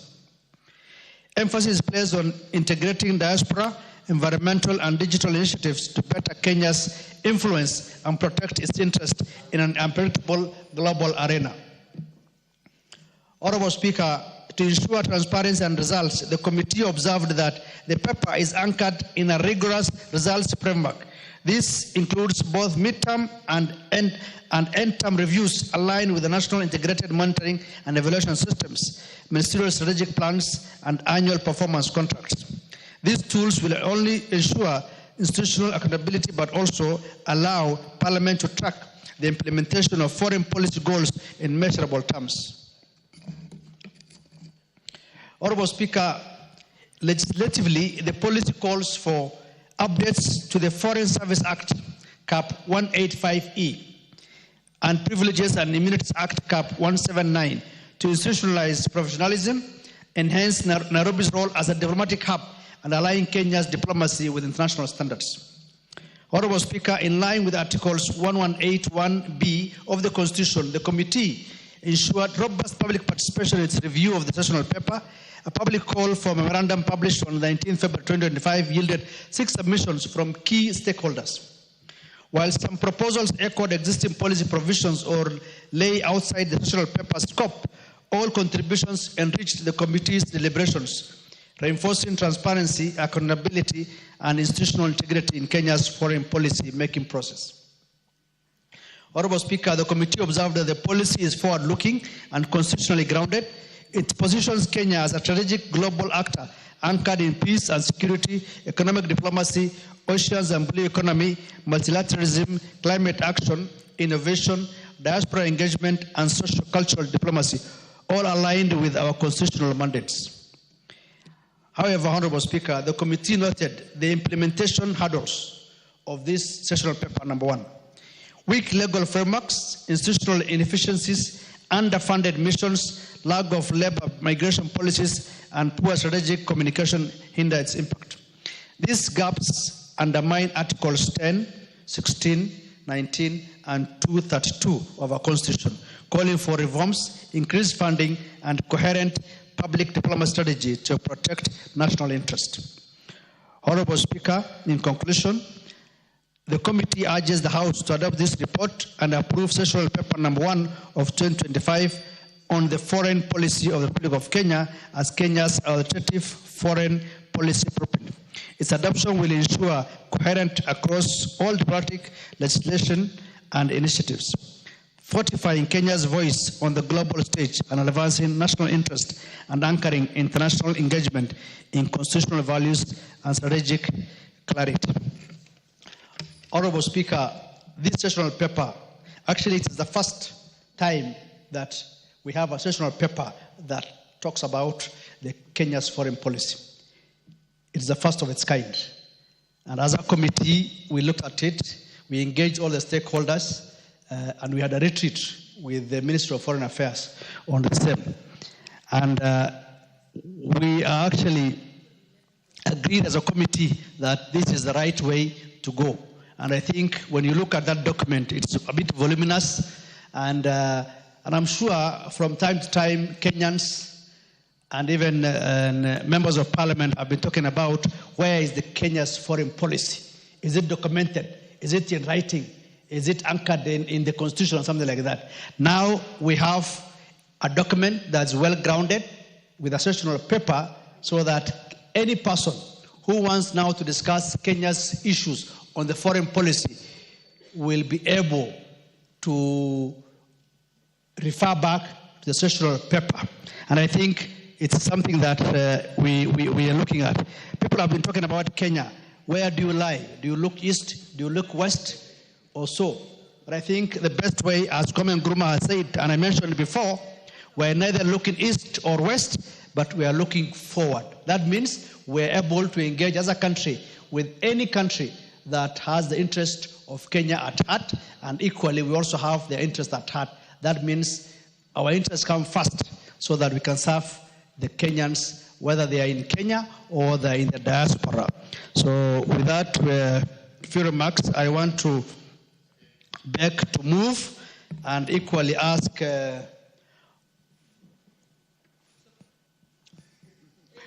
okay, I will ask Honorable Kandie to second this motion. Thank you. Thank you, Honorable Speaker. I rise to second the motion for the adoption of the sessional paper titled The Grand Strategy to Position Kenya's Foreign Policy in the Global Landscape, and to commend the Departmental Committee on Defense, Intelligence and Foreign Relations for robust review and strategic recommendations. Honorable Speaker, the committee observed that the sessional paper does not shy away from confronting reality. It identifies key structural and systemic risks facing Kenya's foreign policy. Apparatus ranging from legal and regulatory misalignments, forex fluctuations, and shrinking global markets to climate shocks, rising cyber vulnerabilities, fiscal austerity, and persistent regional instability. These are not abstract concerns. Honorable Speaker, they are real threats to Kenya's economic diplomacy, regional leadership, and citizen welfare. Honorable Speaker, the paper recommends the adoption of public-private partnerships, PPP, to optimize diplomatic assets, and it's an innovative move that responds to budgetary constraints without compromising Kenya's global visibility. Most notably, the reclassification of Ministry of Foreign Affairs on diaspora affairs under the security sector, already approved by the cabinet, acknowledges the evolving nexus between diplomacy, national security, and strategic economic engagement. In sum, Honorable Speaker, the committee is persuaded that this paper is not merely a bureaucratic document. It is a blueprint for reimagining Kenya's place in the world with clarity, courage, and constitutional fidelity. It lays the foundation for foreign policy, and this is principled, pragmatic, and future-proof. I therefore second the motion and urge this House to adopt the paper as a strategic compass for Kenya's diplomacy in the 21st century. Thank you, Honorable Speaker.